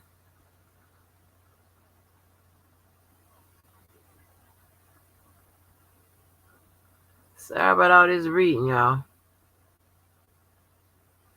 He tweeted his ass off.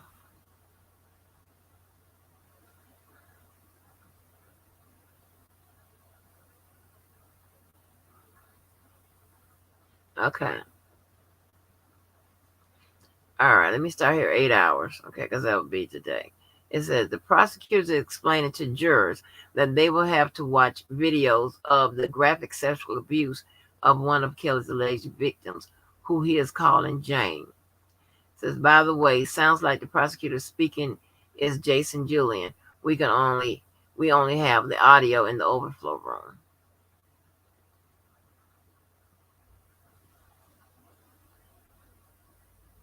Okay, opening statements in R. Kelly trial set to begin in about an hour. Says you also going to hear from Jane about the videos. The prosecutor says Jane is going to testify. Says he tells the jurors to keep an ear out while watching the videos for just how many times Kelly asked Jane discussed Jane's age as being 14 years old. Kelly had sex with Jane's friends too, prosecutor says. One was 16, another was 14 or 15. Here's where the trouble starts brewing for Kelly, McDavid, and Brown.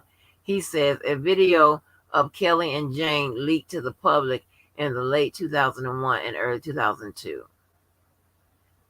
Okay, it says the prosecutor says Kelly sent Jane and her family out of the country for a month, all expenses paid. Jane's mother is expected to tell jurors she feared for her family's physical safety when the video of Kelly and Jane went public in 2002. Oh, that's where the threat came in. I forgot.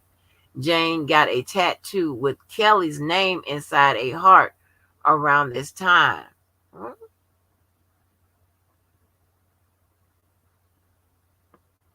Okay. Brown took Jane to get that tattoo covered up. The prosecutor said, Lord, Milton. No, you ain't going to get a tattoo covered up. Oh, Lord.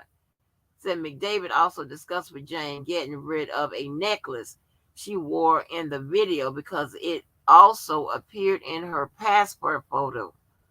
Oh, no, that necklace. The Kelly became Jane's family only source of income, Julian said. Oh, gosh. It says the prosecutor is now talking about Lisa, who had sex with Kelly and Jane. says she was 18 when she met Kelly in 1998, having just crossed the age threshold.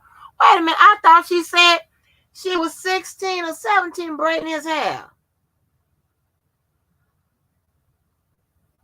Now, wait a minute. Wait a minute.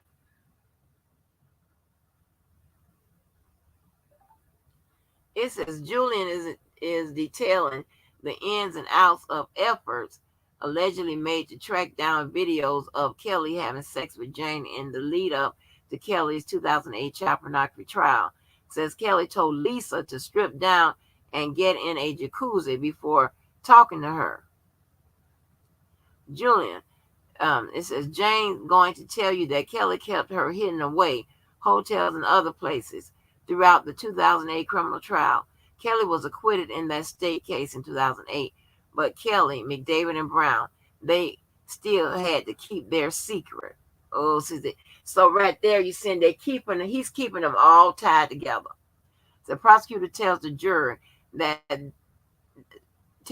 they will see video 1, 2, and 3, but not video 4. He also reminds the jurors that the alleged victims are older now. Jane was 13 or 14 when Kelly allegedly abused her, but he says she's 37 years old now. Jennifer Bongine is now starting her opening on behalf of R. Kelly. Bongine tells jurors some measure of bravery will be required by you. She is now pleading. Okay. So Bongine tells jurors that Kelly is entitled to a fair and impartial trial, which the Constitution guarantees for all of us. Yes. Says there is no R. Kelly exception, she says. He gets that guarantee too. Okay. So she's probably this is still part of the whole, cast a doubt on the prosecution and, his rights and all of that. So, yeah, it's all part of that. Okay, so Bongine, it is true that Mr. Kelly is imperfect. It is true that on his journey from poverty to stardom, that he stumbled along the way. We won't deny that. Okay, so that was earlier. I explained that. Bongine says the government, which professed to care about justice, waited over 2 decades to bring this case in a mob justice climate.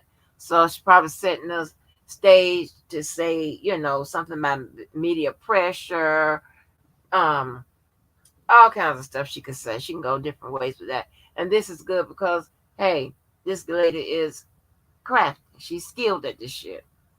Okay? She got this shit. Don't know if it's going to work. But if ever there is a person that I would feel comfortable with deploying a good goddamn defense, it's her. So Bongine says video 4 in this case doesn't exist and it never existed. That's the video the feds told jurors they won't see. So why is it in the indictment as a video? So somebody have to go back and look at the indictment to see if that's a video that they referenced. And so if they referenced it, that means that it could be verified by testimony. But is that supposed to be one of the videos they recouped or what? I don't know. It says, okay, Bongine says we'll have to see if Jane testifies. She appeared on the key videotape with Kelly. For the last 20 years, she has adamantly denied that it was her on that video. Uh-oh. Does Bongine know something we don't? Bongine is telling jurors that 3 key witnesses against Kelly are criminals who extorted Mr. Kelly and all have immunity deals. She's setting it up, y'all. Bongine also raises questions about the ages of some of the alleged victims when sex acts occurred. She telegraphed this in some of her court filings. Right, she did. And, of course, she's going to try to age them. Bongine is done with her opening statement in which she accused the government witnesses of extortion and child pornography. She even said parents may have engaged in sex trafficking based on the Fed's evidence. Excuse me. We're now on a break ahead of opening statements from Daryl McDavid's attorney. Comment ahead of his opening from McDavid attorney Bo Brentley. Mr. McDavid is not interested in posturing or pandering to these jurors. His defense would be all about what happened. Unlike some of what we have heard today, Mr. McDavid will never hide from the facts. Okay, so that's telling me right now, he's probably gonna throw R. Kelly up under the bus quick early on in this. Yeah. This says updated. Prosecutors tell jurors R. Kelly had a hidden side, a dark side. Derek McDavid, attorney Vadim Gosman, has begun his opening statement listing various supporting characters in the R. Kelly saga from the early 2000s, including the late Chicago defense attorney Edward Jensen. Hold on. Them motherfuckers over there would throw everybody under the bus. Remember, it was Glossman and Brindley. Remember, they was, oh, Mr. Jensen. Oh, no, Mr. Jensen. Oh, you, J-Bo, you talking about Mr. Jensen. What? Now they just, wait a minute. They said, Darren McDavid Turner has begun his opening statement listing various supporting characters in the R. Kelly saga for 2000, including the late. Well, maybe let me not jump ahead. Maybe they're not going to. I thought I read something today where they're going to definitely put him in as some sort of enabler. But I'm not. Let me not say that because that I could have read that wrong when I read that when I was at work. So let me not go there. Said these are the people that Darren McDavid hired to defend Robert Kelly. Gosman said. Well, maybe, hold on, let me keep going. Glossman said they were the only people that Jeremy David entered into any agreement with. He did what they directed. Oh, so he is trying to throw Ed Jensen under the bus. Yes, he is. Each of these acts Darren McDavid took were at the express direction of the esteemed professionals that agreed that these were the right and legal things to do to best defend their client. Glossman said he may throw the dead man under the bus. Oh no! Oh shit! These motherfuckers, baby, you can't trust these people. Baby, these some goddamn Groupon ass people. Hell no. Now they got Mr. Jensen up here. Oh Lord, legendary criminal defense attorney Ed Jensen, who represented the. Well, I have to click on that to read the rest of it, but they got his picture up there. That man, they finna put your ass, man. So, cause dead man can't talk. Yeah, that's good strategy. Blame the dead man. Anybody that's what I said. You catch the prosecutor slipping, they might don't have anything. They're pretty sure they don't have nothing from Jensen detailing his exact duties or whatever with R. Kelly as far as being a part of his legal defense team. Probably don't have that. That's what I said. If you can get the prosecutor slipping and you can put up something that the prosecutor has no defense to, hey, because they are on defense too, prosecutors. Yeah, good strategy. But they trying to throw everybody up on the bus. Yes, shit, man. Glossman said the lawyers and managers have to rely on their clients, and a central issue is, what did Robert Kelly say to Darren McDavid? Glossman adds, you will learn that Robert Kelly denied it. The women on the tape denied it. Okay, so they're saying that maybe they had a conversation or whatever that, how are these girls? Are they 18 or plus or whatever? Yes, whatever. Are they any underage people? No. Am I doing anything illegal? No. Okay. Just then, R. Kelly's co-defendant Jeremy David would testify at trial. McDavid attorney tells jurors, "I'll wait to see that. He might do it, but I'll wait to see it." McDavid's defense seems so far to be lining up with Kelly's, at least when it comes to painting the government witnesses as criminals. Well, yeah, that part, but they don't throw him under the bus. If push comes to shove, Glossman says one time R. Kelly manager Barry Hankerson called Kelly's assistant to make a threat on February the 4th, 2002, telling them that a tape was coming out. Glossman says one time Kelly's manager Barry Hankerson called. Oh, Barry Hankerson did it, call him. Lord have mercy, Hankerson. You all over the place. The same day, a call came from the Chicago at Sun-Times. The newspaper said it had a tape of Robert and a minor. Glossman says the story about the tape came out on February 8th, 2002, the same day Robert Kelly was scheduled to perform at the Olympics.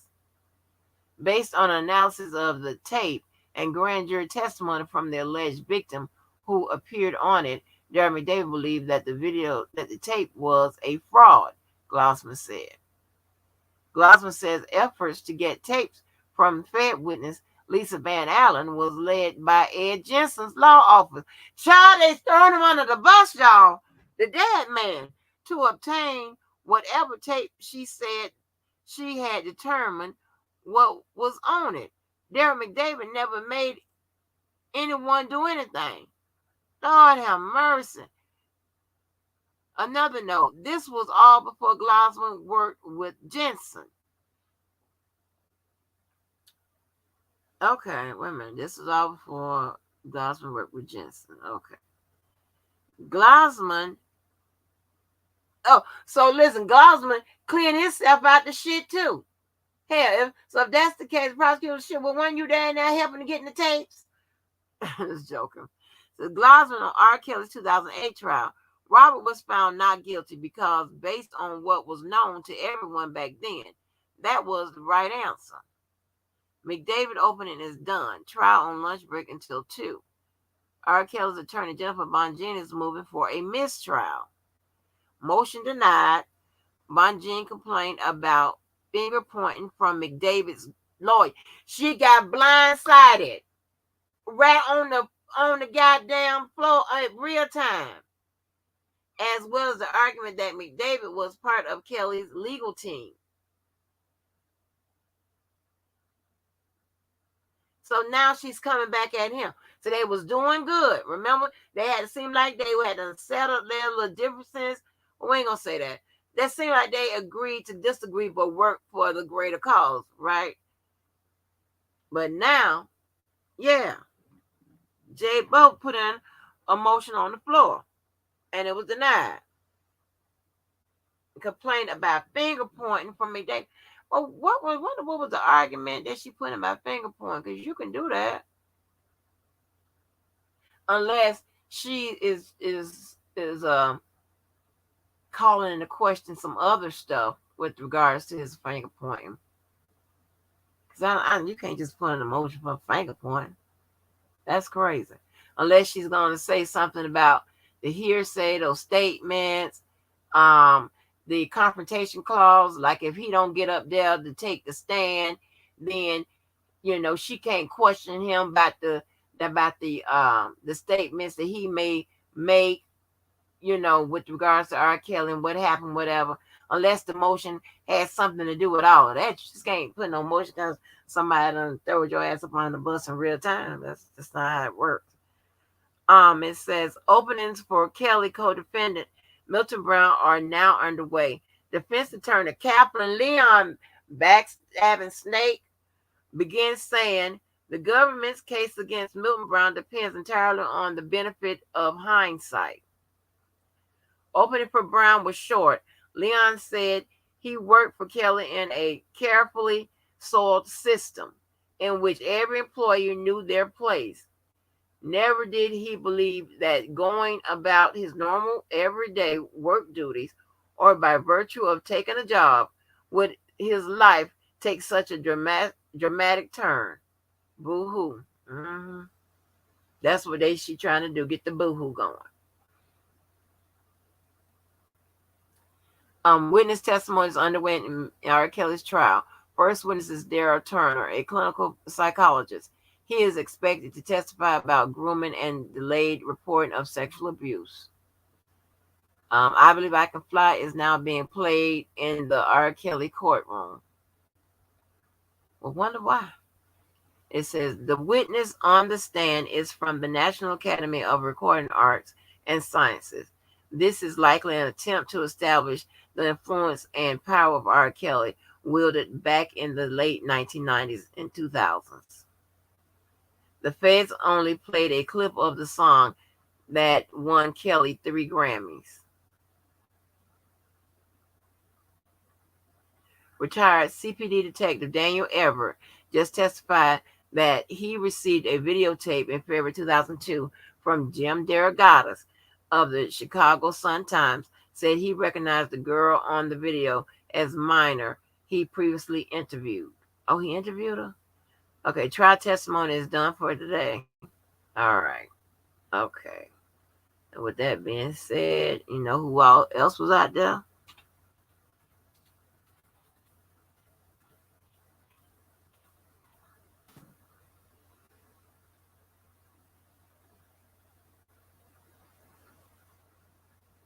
Boy, this crazy. Mm, mm, mm, mm. Blame the dead man.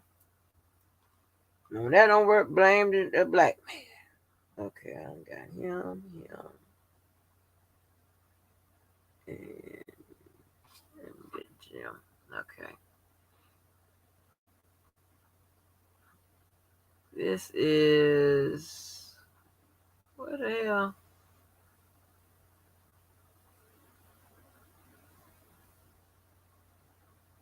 What happened to my thing?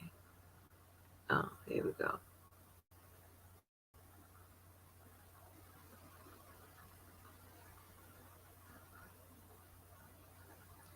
Gotta be there in the.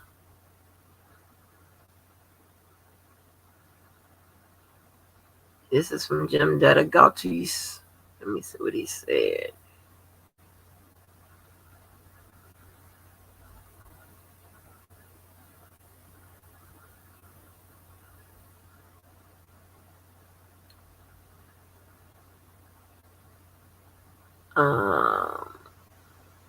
Was that all he said? Okay, he said the federal government opens its second case against a star already convicted as the biggest predator in the history of popular music.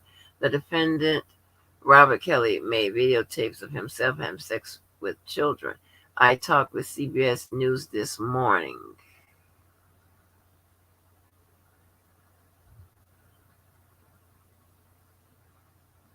Okay, is this it?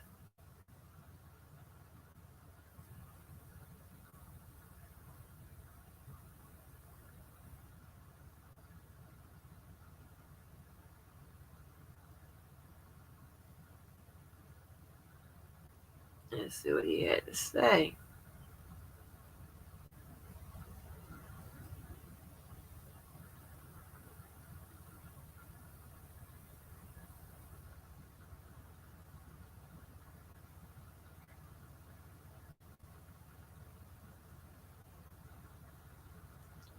Come on.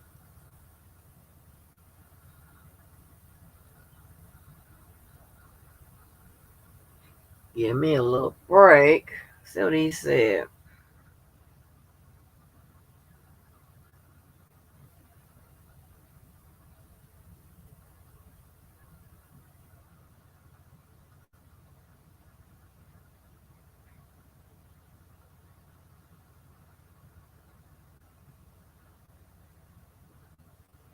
Come on, eyeball. Because I will deselect you. So, are you going to Amy's wedding? I don't have the money. Yeah, you do. Who are you? I'm you from the future, and I just got paid. And I'm Dave. I can get you up to $500 of your future money now. Up to $500 instantly? Sorry about the commercial, child. I don't know what the hell is going on. Who's he? Oh, this is Paolo. We met at the reception. Hi. Hola. Hello. That's me. Download Dave and get up to $500 instantly.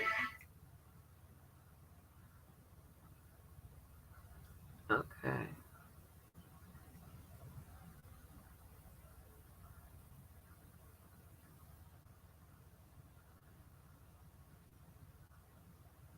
Ooh, come on, honey. I got this other girl I want to get to.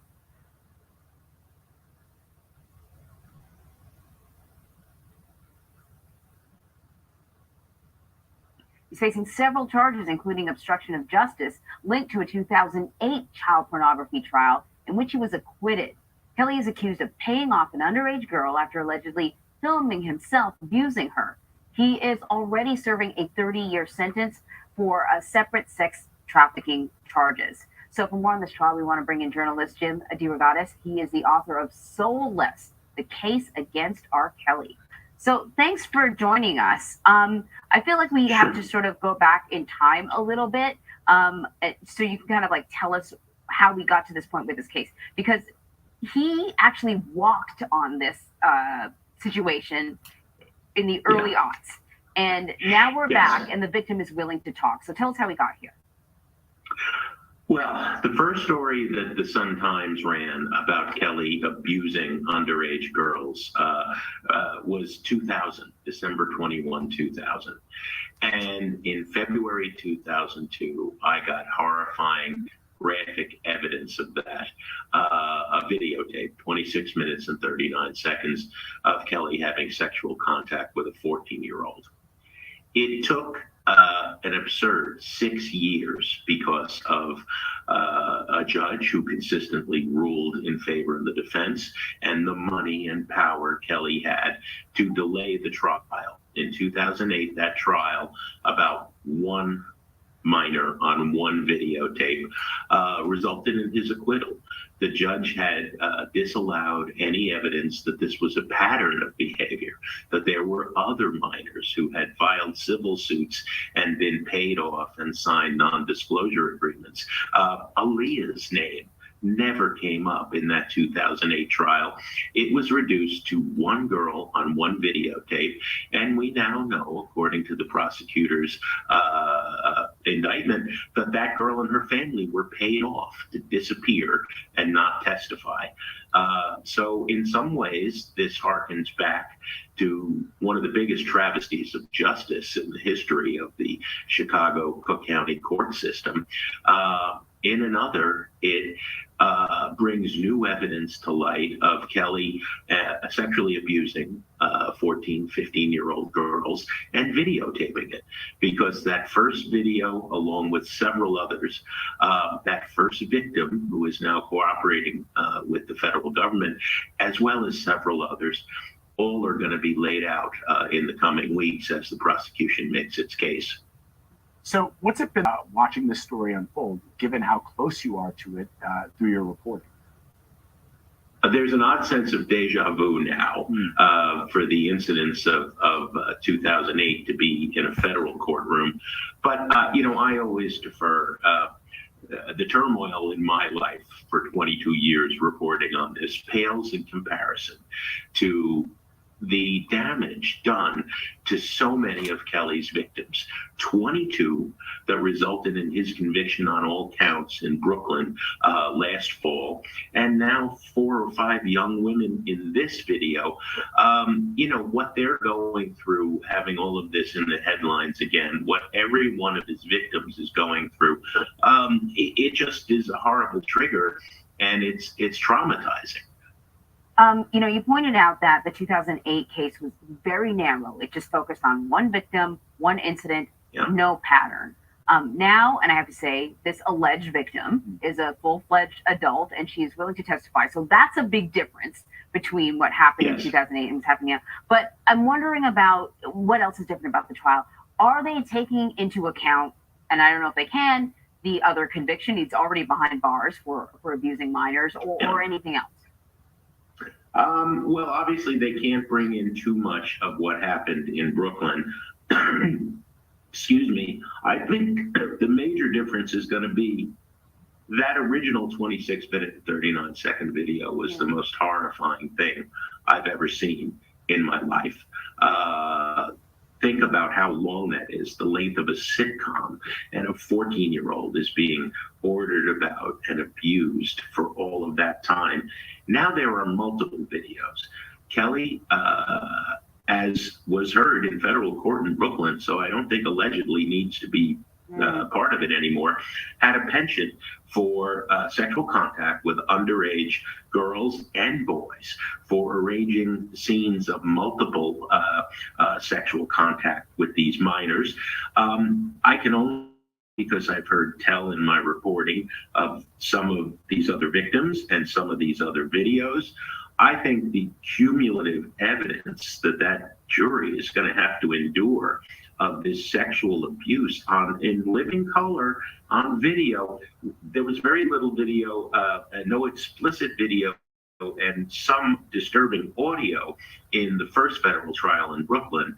This is going to be all about these videos, and I don't see how anybody sees them and acquits. Of course, I didn't understand how that happened in 2008, and if that case hadn't been a travesty weighted by the judge in favor of the defense, in my opinion, I'm haunted by how many other young women would have been spared the trauma that they went through, because Kelly's behavior only intensified after his 2008 acquittal.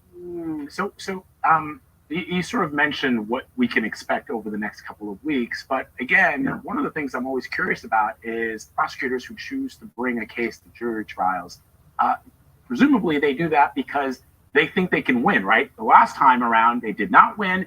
This time, if you're going to go through that, if you're going to go through all of the things that you just mentioned, Jim, presumably the prosecutor thinks that there's a solid chance that they can convince a jury that he's guilty. Yes, I think it's kind of a no-brainer. I was surprised at the width and depth and breadth of that case in Brooklyn in federal court last fall. They won on every count. He is sentenced to 30 years behind bars. This case, I believe, is just as strong, and it has that video. So, I had heard that Kelly was offered a plea deal to serve some time concurrent with the Brooklyn section, the Brooklyn sentence, and he passed on it. Whether that was because of Jennifer Bonjean, his high-powered defense attorney, or his own hubris, he has never expressed remorse for any of the things he is now convicted of. There is no sense that he did anything wrong. And, he didn't testify in Brooklyn. He didn't make a statement at sentencing. We probably won't hear from him in the Chicago trial, but he thinks he is above the law. He thinks he is the world's greatest, to quote one of his song titles, and his talent as a musician allows him to behave any way he wants with no concern whatsoever to the...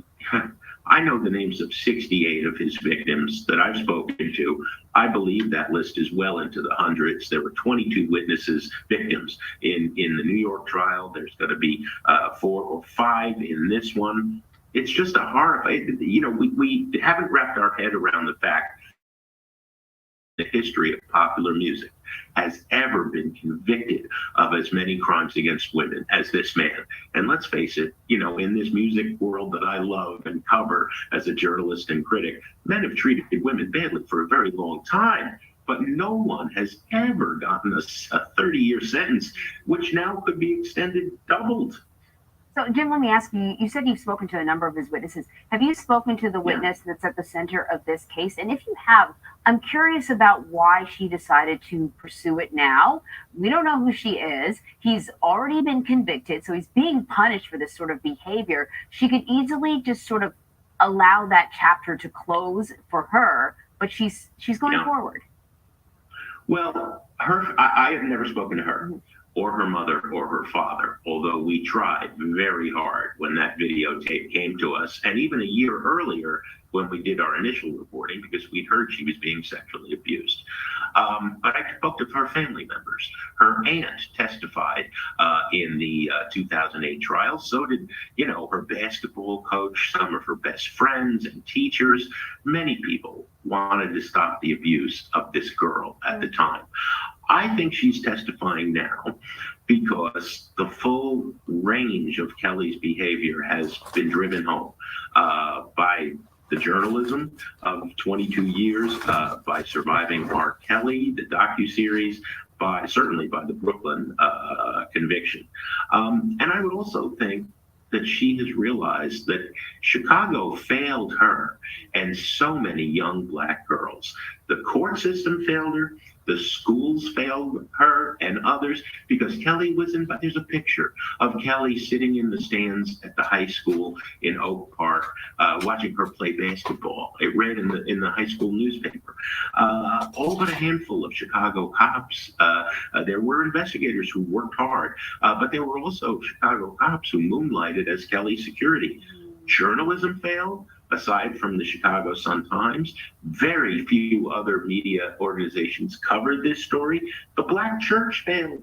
The Reverend Jesse Jackson and James Meeks of Rainbow Push were Kelly's spiritual advisors, bringing kindergarten kids in free R. Kelly t-shirts in school buses to his court appearances in 2008.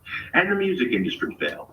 Now, two of his longtime sidemen, a key business manager and a gopher best friend, are on trial with him here. But we have still seen no one in the music industry, the heads of Jive Records, the biggest label of the 90s. R. Kelly was label mates with Britney Spears and NSYNC.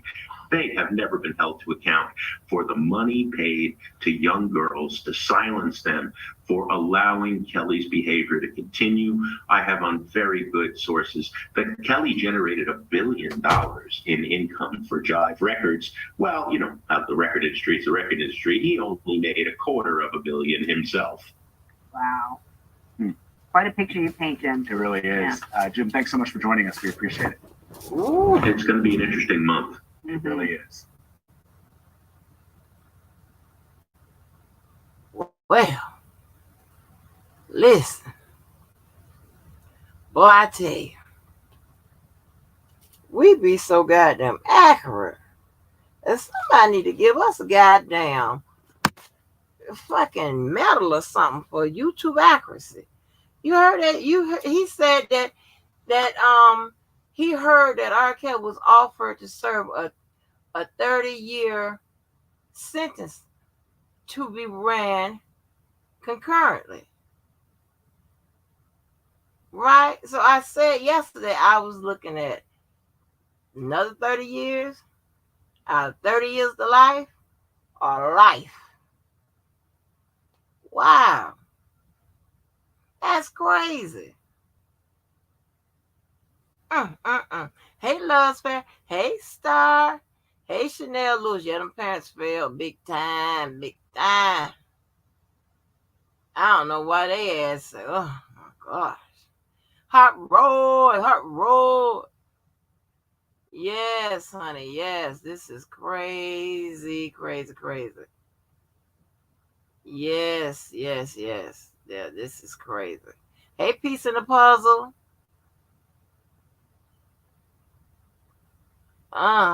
This is off the chain, honey. This is off the chain. So they offered them damn 30 years. Wow. Let me move on to this lady. I'm glad I stopped by Jim, so we got that. It's another lady I found. It was Jim. Hold on.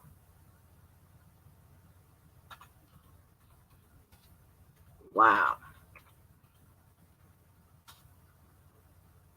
That was a long time ago.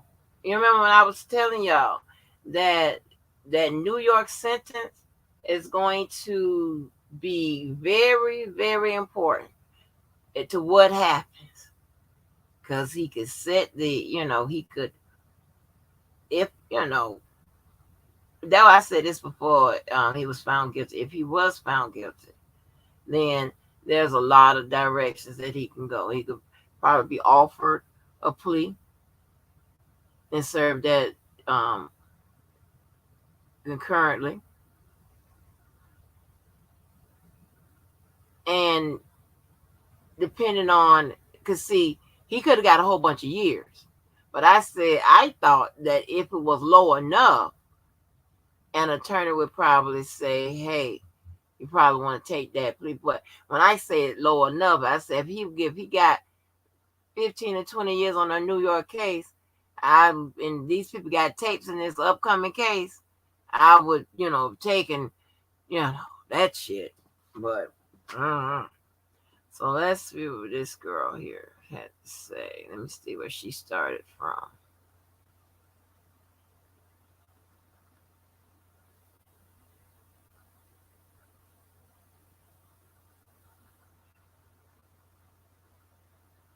It was a lot of action, honey, that happened today with this case. Hold on.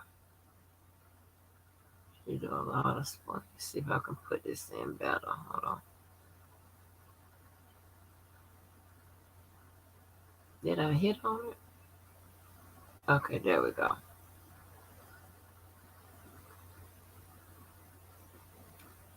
Okay.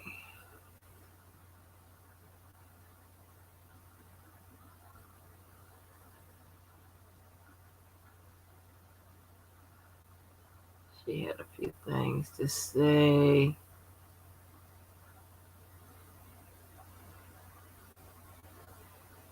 Okay, she said the R.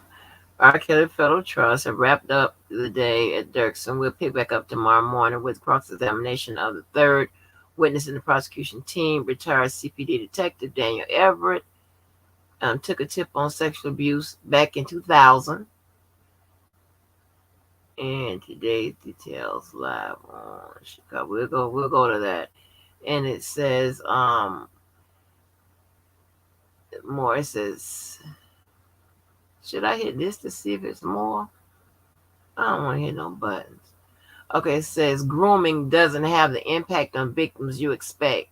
Speaks to studios on power differential and how children view adults. Greater power differential with a teacher or coach. In a majority of cases, victim says they feel special. Okay, so they must be was talking to that special that witness, that doctor who was talking about grooming and why victims act this way and that way with regards to sexual abuse. It says back to jury selection at Dirksen. Okay, that was what that was. Okay. All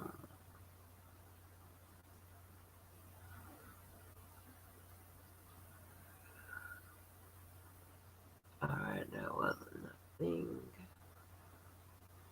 All right.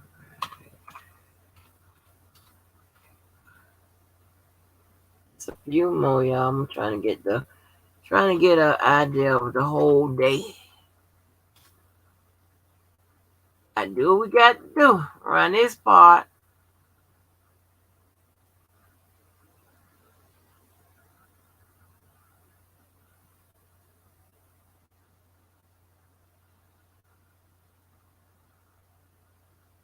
Okay.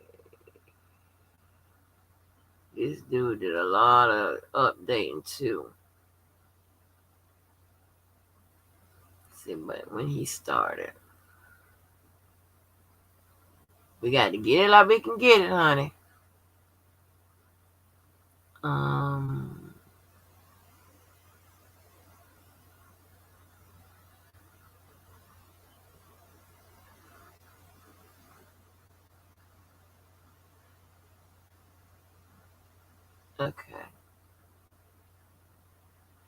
Okay, it says Julian now bringing up R. Kelly's prior indictment in Cook County 2002, a case in which he was eventually acquitted. Prosecution Julian, when Jane and her family got back in America, co-defendant Milton Brown took Jane to get her tattoo of R. Kelly covered up Brown didn't take Jane to a tattoo parlor to get that tattoo covered up. He took her to somebody's house. Oh. Opening statements expected today. R. Kelly federal trial of Chicago Juror Select. Is this backwards too? Prosecutor says another alleged R. Kelly victim named Lisa found a sex tape of her, Jane, and Kelly having a threesome to keep her close and discourage her from leaking the video. Kelly allegedly put her up in hotels and music studios in Chicago. U.S. Attorney Jason Julian, Lisa had rules. She had to call Kelly daddy. She wasn't allowed to engage with other men. If she broke these rules, Julian said R. Kelly would beat her. Federal prosecutors say R. Kelly and his co-defendants, Daryl McDavid and Milton Brown, eventually got 3 of 4 sex tapes back and conspired to cover up public knowledge of the tapes during Kelly's 2008 state trial in Cook County. So, federal prosecutors said R. Kelly and his co-defendants, Daryl McDavid and Milton Brown, eventually got 3 of the 4 sex tapes. So, it must be 3 of the 4 sex tapes that got, that Lisa must be stole or whatever and got those back. So maybe the defense can make a push that then those need to be the actual tapes with regard to the conspiracy that they talk about. Yeah, why it's true, you can, use a copy to say that was me and R. Kelly and this is how I was and whatever. But that is for another defense. I'm talking about when you're talking about the recoupment of those tapes and the obstruction and all of that, I would think that they would want to have the actual tapes as that motion that they got that they put in. That was but with regards to video 1. So I don't know why they didn't do it for the rest of them if this is the case. Let's see. Okay, the effort to get the sex tapes back and silence the witnesses came after R. Kelly had sex with minors, federal prosecutor Jason Julian said, emphasizing the 13 different charges Kelly faces. These charges include child porn counts, conspiracy, and sexual abuse. It says U.S. Attorney Jason Julian in R. Kelly's federal trial in Chicago speaking to the juror. We have a burden to prove this indictment beyond a reasonable doubt. We are going to prove to you all 13 counts beyond a reasonable doubt. Julian again warning the jury that they will have to watch R. Kelly's alleged sex tapes during the trial. It's important for you to watch those videos. We're not going to play child pornography for an hour. They will be snippets. With that, the federal prosecutor wrap up their opening statements in R. Kelly's federal trial in Chicago. Up next is J-Bo, lead attorney for Kelly's team. Bonjean, R. Kelly's, if I can get that off here, lead defense attorney, is urging the jury to remain neutral and impartial in his trial. She admits that due to her client's fame, most of the jury have prior knowledge of the allegations surrounding Kelly. So she's getting in front of it. Says Bonjean, some measure of bravery will be required for you because this is a challenging case. Very few of you came in here as a blank slate. Most of you came in here with some information, some knowledge about my client. Okay. Bonjean reiterates to the jury that Kelly is entitled to a fair trial and urges jury to see with a lens unclouded by what you may have heard on the street or seen in a headline or watched in a documentary. Bonjean playing up Kelly's rise to fame as well as his moral failings. It is true that Mr. Kelly is imperfect, that on his journey from poverty to stardom, he stumbled along the way. We won't deny that, which this Dave Byrne pretty much said the same thing I said. R. Kelly defense lead Jennifer Bonjean again telling the jury to remain impartial. When the government paints Mr. Kelly as a monster, we ask you to keep those emotions in check because you said you could. Very good.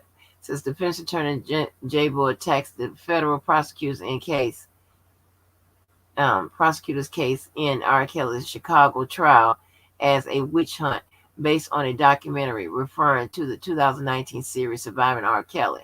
She says the case is driven by a mob justice environment and hashtag #MeToo movement.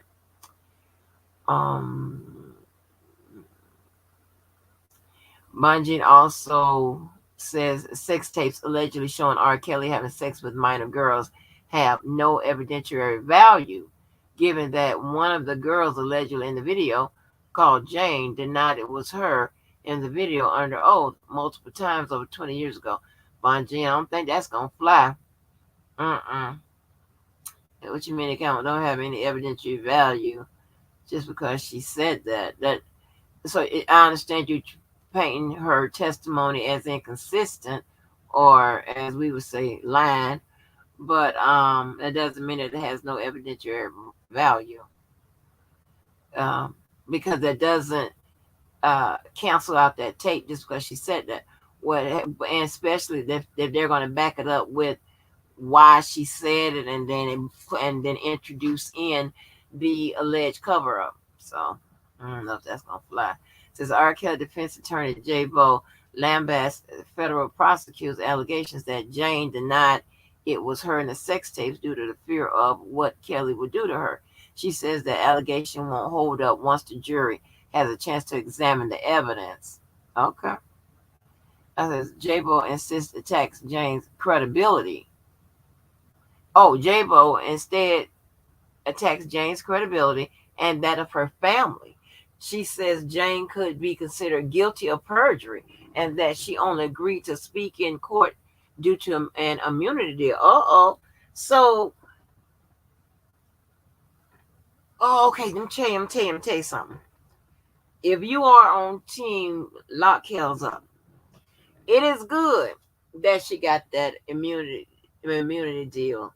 And what else? So let me tell you what happens, what this can be painted as. It can be painted as the prosecutor took very serious that she perjured herself back in the day, right? And they was going to charge her with perjury. But for exchange for a testimony, they didn't. And they can lay it out like that's the only reason why they didn't charge her with that. So they're saying that they didn't just, they're not, how can I put this? Let me get this and put this right, because I thought about it at first. Okay. They're showing that they recognize she lied. They're not fucking around with her. Okay. They saying that she perjured herself. It must be some other kind of shit, some other questionable shit that's going to come out that can also make her family and her look bad, make them definitely involved in this shit more than just some victims. The prosecutor said, we recognize that. We're not pussyfooting around with her. So we're going to make it seem like, which, I mean, in my opinion, they know that they never had no intention of ever charging her with perjury or anything like that. But just to give a whole smoke screen, like, hey, we're gonna give you an immunity deal so it can look like we did chastise you. All right. But technically, we know that we're not going to hit you with no perjury, because we was on there congratulate you on your baby and calling you boss baby and shit. So no, we weren't taking that serious. We're just getting in front of it. Let's see. Okay, Bungie. I'm not here to defend R. Kelly's moral character or his sexual proclivities. That's for social media. I'm here. The only question is whether he committed the charged offense. In here, the only question is whether he committed the charged offenses. Okay. Bungie attacking the credibility of the government witnesses in R. Kelly's federal trial in Chicago. Bungie to the jury. In order to find any of the defendants guilty of some type of obstruction, you will have to believe 3 individuals who, so long as they come up here and say what the government thinks is true, their own criminal activities are cleared. Wait a minute. Now that's a little bit, but she said a lot. What is this? Oh, that ain't enough drop. In order to find any defendants guilty of some type of obstruction. So J-Bo realized that 9 out of 10, if they find one guilty of obstruction, all three would be found guilty. So she ain't doing like that old bitch Kathleen. She is looking out for all three of them. Okay? And she strung up something fancy together, and I'm gonna have to think about it a little bit. Obstruction, you have to believe that all three individuals, right? You have to believe all three individuals. So she's saying that if you have a question on one, then about whether they commit obstruction, then you have a question on all three. All right, because how the government have them strung together, that it took all three of them to commit this crime, or all three of them committed the crime. So if you have a question about one, you got a question about all three. So I get it. So long as they come up here and say what the government thinks is true, their own criminal activities are. So when she said, so three individuals who, so as long as they come up here and say what the government thinks is true, meaning they're going to say whatever witnesses are going to say what the government thinks is true. Okay, she's not accusing the government at this point of doing any funny business with the witnesses. Their own criminal activities, meaning whatever those witnesses did, is clear. That's what she's saying. Okay. It says R. Kelly's lead defense attorney, Jennifer J. Bonjean, is accusing two of Kelly's alleged victims, Lisa and Brittany. Who is Brittany? Of extorting him, demanding upwards of $35,000 to not release his sex tapes to the public. Who the hell is Brittany? Oh no. J-Bo, R. Kelly leads a defense attorney in his Chicago federal trial. The government case really does rely on the testimony of liars, extortionists, people who, if you believe the government case, deal in sex trafficking. Okay, that's a lot. Meaning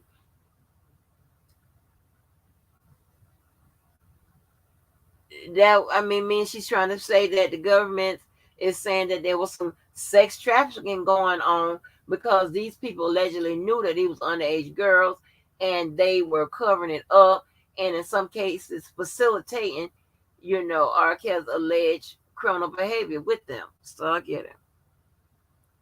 It says, with that, J-Bo concludes her remarks. Court is recessed for 15 minutes before attorneys for R. Kelly's co-defendants give their own opening statements. Old line as Kathleen. Open statements resumed in R. Kelly's federal trial in Chicago. Attorneys Vadim Glossman is speaking to the jury, representing Kelly's co-defendant and former business manager Daryl McDavid. You have heard that Daryl McDavid is charged with conspiracy to obstruct justice, Glossman said, but he instead counters McDavid is only guilty of doing his job with excellence as Kelly business manager. McDavid was just doing his job. So he added that with excellence in there, meaning that this is going to give an excuse why he did everything that R. Kelly, I ain't going to say R. Kelly, that because they pinning on some staff, including the dead attorney man, said, and when he said he did it with excellence, meaning he did all this stuff at the behest of somebody, and he did it all. So he's just getting in front of McDavid's alleged behavior, his role, and all of this stuff. That's what they're getting in front of. It says Glossman now turning the case back on R. Kelly. The central issue to all the considerations here is, what did Robert Kelly say to McDavid back in 2002? What did he say to the attorneys? He says McDavid was duped by Kelly, that McDavid only acted on what Kelly said to do. Boy, they got rattled. They done played nice with J-Bo. All that little window of time after they had that little friction and those filings that we saw, they seemed to got it on track. And then now today, boom, just like a motherfucking car. Oh, Groupon ass. Let's see. Defense attorney Vadim Gosling, speaking for Kelly, co-defendant and former businessman Jerry McDavid says McDavid had no reason to doubt Kelly's assertion that his sex tapes were bogus. Anyone in Daryl's position would have believed that tape was illegitimate. Okay. Which again, given a justification of excuses for McDavid's roles.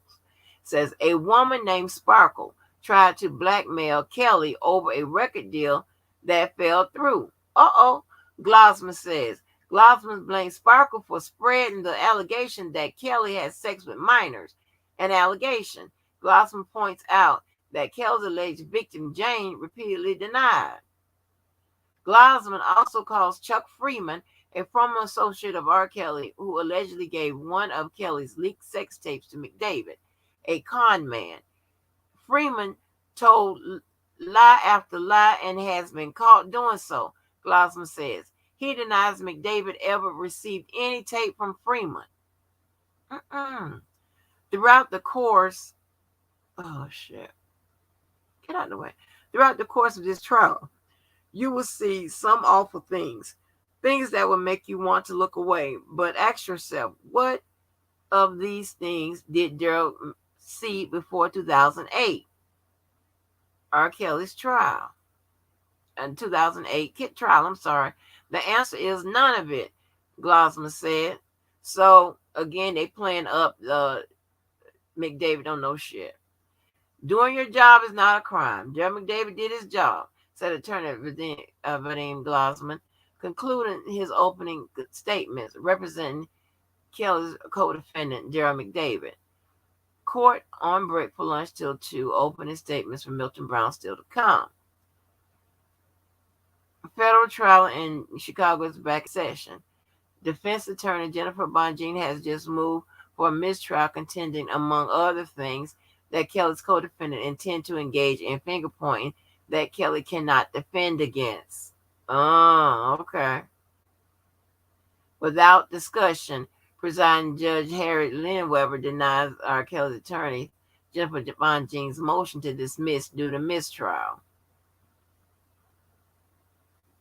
Defense attorney Kathleen Leon, representing R. Kelly's co-defendant Milton Brown, is now giving her opening statement in Chicago. They want you to believe that Milton Brown was part of this alleged conspiracy, but the evidence or lack thereof would show that he was just an assistant. He had no knowledge of any conspiracy to cover up R. Kelly's alleged sex tapes, Leon says. Leon is painting Brown as a simple small-town man without a high school education who only did the odd jobs R. Kelly assigned to him to do, a runner and an errand boy. Leon also says R. Kelly implemented a system of control and isolation throughout Brown's employment to make sure Brown and Kelly's other employees were kept far away from his private life. Violating that privacy would endanger Brown's job, Leon alleged. Child, this help on him. Brown followed the rules. He kept his head down. This is the lens through which the evidence should be viewed, Leon said. I wonder if they're going to let Mary Judge doing the goddamn thing. This old helper, deprived of the benefit of hindsight, it was easy to believe the rumors of a fake sex tape were true. This was the extent of Milton Brown's knowledge. Attorney Kathleen Leon says, representing Brown as a co-defendant in the R. Kelly trial in Chicago. There is no direct evidence that Brown knew what was on any of R. Kelly's alleged sex tapes, Leon said. Likewise, she claims there is no evidence he knew of any conspiracy to cover up those tapes. We are asking you to look through the same view available to the world and to Milton Brown back in the early 2000s.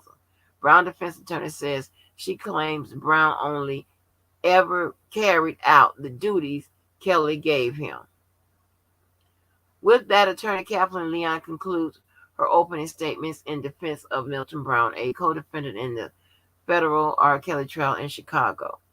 I'm also ending my coverage for the Chicago trial. It's been 4 more weeks. Blah, blah, blah, blah, blah, blah. Made over arch. I don't know what that is. What is that? Oh, Illinois. Big case slipped by me in the trial. 19 Illinois council suit. Oh, okay, that's something totally different. Oh, I was going here anyway.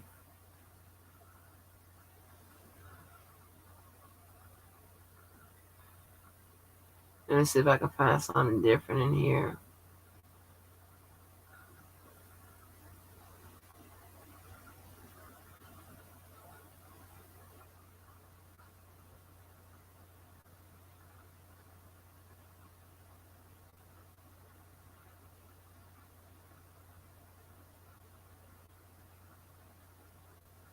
Okay, I can't really find nothing different in here. Let's see. There's another person. Hold on, y'all. I got him. Hold on, let me get this girl here.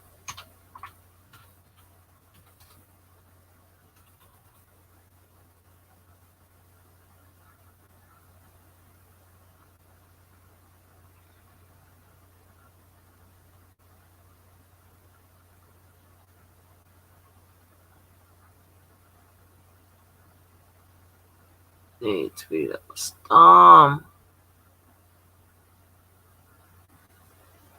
Okay. 8 hours ago. Okay. It is entirely possible that in this climate that Mr. Kelly could also be a victim. He can of financial exploitation, extortion, those things as well. There are strong motivators out here, Jabo said. Kelly defense attorney Jabo trying to cast doubt on Jane's credibility. She is only now coming forward after 20 years of testifying, blah, blah, blah, blah. We read that.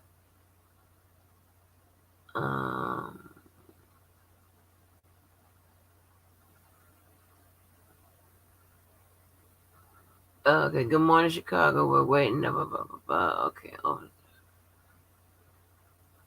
okay, in openings, Dermot Davis' attorney, Vadim Glasman, says to me, David only ever acted at the behest of Kelly's high-powered lawyers. Doing your job as a lawyer, and doing your job as a business manager to get a superstar is not a crime. Being successful in your efforts is not a crime. Is McDavid a lawyer too? Each of the acts Dermot David took were at the express direction of the esteemed group of professionals who agreed that they were right and legal things to do, Glossman said. Glossman also notes that McDavid intends to take this stand as on trial. Remember that. The tape. Because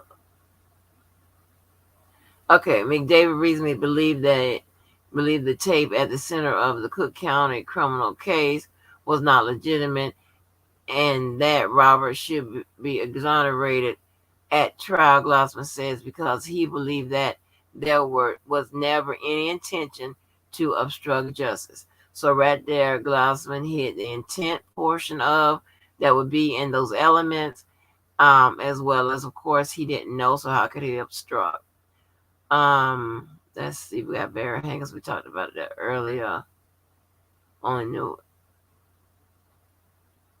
Okay, it says right here, McDavid could only act on what he knew at the time, Glossman said. The fact that Robert and the girl in the video decided to lie about it back then made it impossible to prove that his managers did anything other than what they were supposed to do. Doing your job is not a crime. He seems to hammer that home. Juries watch the clip of I believe I can fly. Okay, let's see, was there anybody else? I think I got.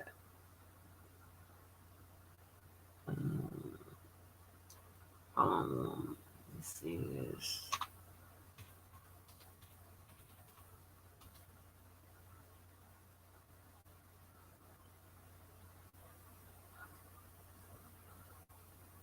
think this is what I seen earlier.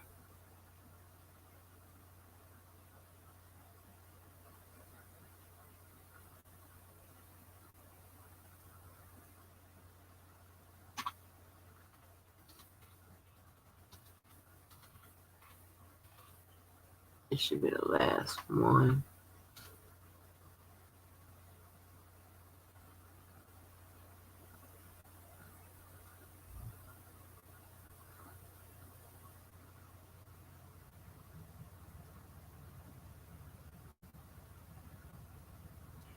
Okay.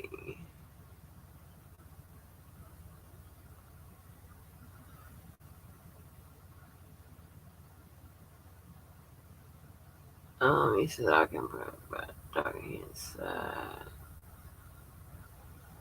So let me look real quick. I thought I saw something else. Okay. Let me take that down.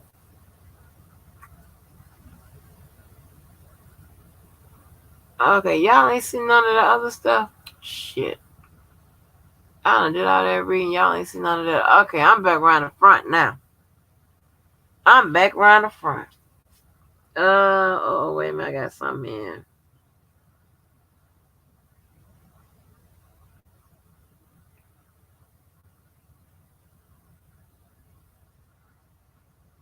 I don't know if bringing R. Kelly McDonald's for lunch was the best optics for the media to see. Bring the man some soul food next time. Who about R. Kelly? I'm around the front, y'all. Y'all listen. I'm getting one about some of y'all. Oh no. Hey, little red child. Let me drop the link real quick in case anybody wants to let them get something.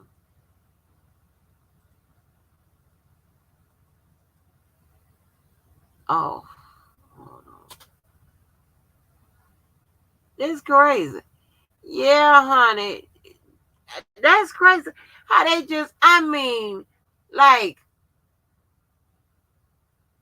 look like it was a last minute or a slick maneuver, but they look like Brown, because you know everybody was okay. And do y'all think that Mary Judge didn't do the opening or whatever because she wasn't down with this bullshit? All of a sudden just gonna blindside the goddamn shit. Oh, Kathleen Leon, she done got her ass up. I ain't seen not one piece of paper authored by her. You think that she ain't get up there and you know, like, I don't like all kinds of bullshit. I don't, you know, I don't know either side or whatever. I just don't like bullshit. Oh, no problem, Karen. Oh, no problem, y'all. Oh, thank you, don't ask. Y'all so cruel. Oh, man. Y'all think that's crazy, right? Well, I'm not sure Kathleen is, but Angie's convinced that she's a limo. Little Red, just a Little Red. With nobody know who Kathleen is. And she just all come out the clear blue sky. Like what is the Silver Surfer? And just boom, hit J-Bo. And they done hit J-Bo with a right, left, you're toothless. And then you say, goddamn, you're ruthless. Damn. Right on the, oh, thank you, Karen. Right on the darn, right, like, what? I've been looking like, baby, y'all, obviously, the people in the damn gallery in the overflow room, y'all would know that there was a problem. Because, baby, I cannot contain my looks and stuff. If you know I got a problem with you, you would know about a look on my face. You would know that I got an issue. I've been looking like, you know, we had this thing mapped out. We was going getting good.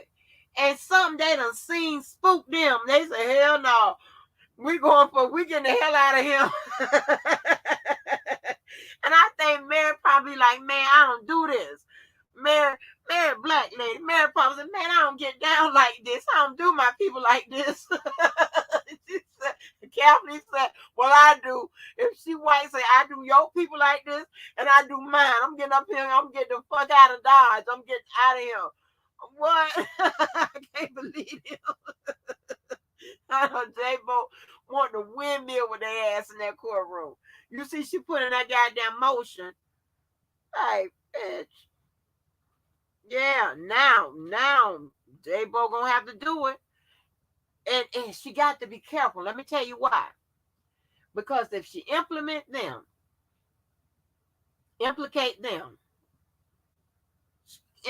her client. Because you got dealing with the 3 Bs. Who is it going to benefit? They ain't on the tapes, allegedly. They don't have any benefit of getting the tapes back. Now she got to come. And it's frustrating because J-Bo probably had something crafted that would either at the least get, if there is a conviction, would either get them, the least possible, or show, you know what I'm saying, something that she had together. And here they come today with that bullshit. oh, big head half. I don't know how big her head is, but I'm pretty sure it's big. God damn it. Throwing each other up under the damn bus. Kathleen Leon. That's going to be funny as hell. I want to hear the other people takes on it. I know it's going to be hilarious. Yeah, she called a mistrial. And Rob go down, they all go down with my Debo voice. Yes. Yeah, Mary sitting down like, no, I keep calling because I don't know if she lying or not. I'm gonna tell you why. Cause see, I just don't like all kind of shit. I don't like all kind of double crossing shit. Cause Mary probably told, because Kathleen probably like, Mary, Mary girl, I got it. We're gonna go along with the game plan. Right, girl, I got you. We saving all 3 of them. Shit. Kathleen got there and said, I got the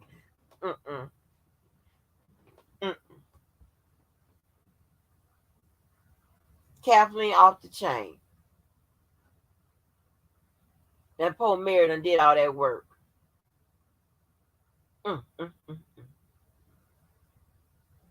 Kathleen should see all kind of little ghosts when she sleep at night. She should see that goddamn mask Larry had on in her damn sleep. The scream mask.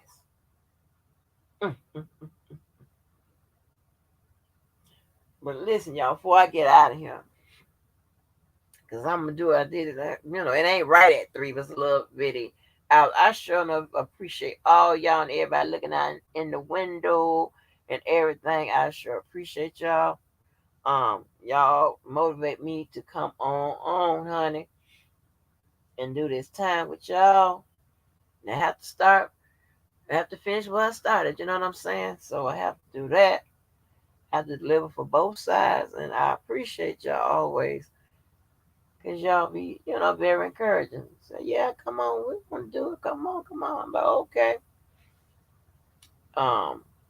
It was so funny today, right at the end of the time I was getting ready to leave. I'm on the phone with JoJo and shit, and this dude come over, this white dude talking about, we got to get rid of this girl. I'm like, oh no. So I had to take JoJo off the speaker and she go out there and see what the hell had done happened. It was funny as hell. I was like, Lord have mercy. Now I'm like, Lord, I knew I should have kept my ass in the home office. That means literally home office. That my ass at the house and not out here on these streets trying to double up on the money. I'm doubling up on the money. I'm getting paid 2, well, sometimes 3 ways from that job. So yes. Oh, no problem. Thank you. Star, thank you so much. Now, cause 7 liars since 9. Yeah, she tricked goddamn Mary Judge. I know Mary mouth was sitting open like, huh? We ain't talked about this. Kathleen like, I'm jumping off this ship. No, I got to get my client out of this. Just come up from nowhere. Oh, you welcome, Mary Jones. Thank y'all. Thank you so much. I appreciate that. Thank you. Y'all so sweet. Y'all so sweet. But anyway, I'm going to get on up out of here. And I am going to make sure I unblock some other people, because I don't know how some people got blocked. Some of the motherfuckers I know are supposed to be blocked will remain. I have to free up the block list. But yeah, y'all. But anyway, I'm going to put another one in the books. So thanks again to the host, the hostess, and the guests, and everybody else. Make sure you love yourself, you love somebody else, and do good for someone else. That's another in the books. Till the next time, I love you. Stay safe. And come on back the next time. And make sure you bring your finger that allows you to push the like button. You know, this shit. If you like Kales, hit the like button. If you don't like Kales, hit the like button. If you like me, hit the like button. If you don't like me, hit the like button. If you like the Lord, hit the like button. If you like money, hit the like button. Hit the like button. Hit the like button. At 55 years old, 30 years is not a plea. Well, could he get time, sir? No, ain't gonna be no time, sir. No. If they allegedly offered him a plea at 30, which only makes sense. That's why I said it was so important, because that plea in New York was going to set the precedent for what would come. You know, the way he could move. Would he want to take a plea at? What the prosecutor could be motivated to offer him? I mean, because if they thought in New York there was a fair deal that they would accept, of course they would offer him the same. You know? If it was low enough, of course, I would think he would probably consider taking that, like 15, 20 years from New York. And then again, I told you, when you take a plea deal, what happens is now you take your appeals off the table. Only way you can appeal is that you said that you were pressured to take that plea, or you don't understand it, or something like that. That right there constitutes a violation of your rights. But when you do plea, you're pleading for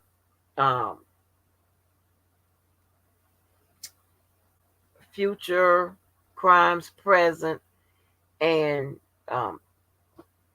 crimes in the past. You can take a plea. You can make a deal on that. So right now, we still don't see any traces of the 100 devices. I don't know what happened to that. We don't see anybody else coming up. Any more girls? We don't know how minor 7 is coming in. We don't see her as a charged act. The case has already started. They could have superseded the indictment by now for some more girls or whatever, so that didn't happen. We don't see that. That doesn't mean that he won't be indicted in the future, which could have made sense for him to take a plea if he was worried about that. But maybe his attorneys have information and intel that maybe there are no future indictments that's on the horizon right now. Meaning, and with this case, that would mean that there aren't any other girls right now that's saying anything to the prosecutors that will allow them to press charges right now. Don't mean it won't happen. I'm talking about right here at the immediate, right now. Because by now it would have happened by now. Okay. What else? That would be in housekeeping. So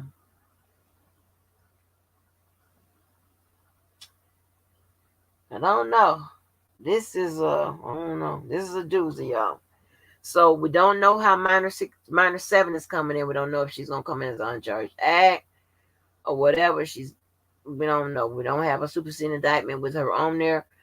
I don't know if she's coming in as just a plain old, as a just a witness, witness to something. Maybe she was in some of the videos. That could be how she's coming in. Maybe she's coming in some of the videos. I don't know how she's coming. But there was a mention of a minor 7. Now, unless that 7 is supposed to be a 1, I don't know. But we'll find out. Anyway, I'm going to get on up out of here, y'all. And I will see y'all on the next live. Peace. Love you.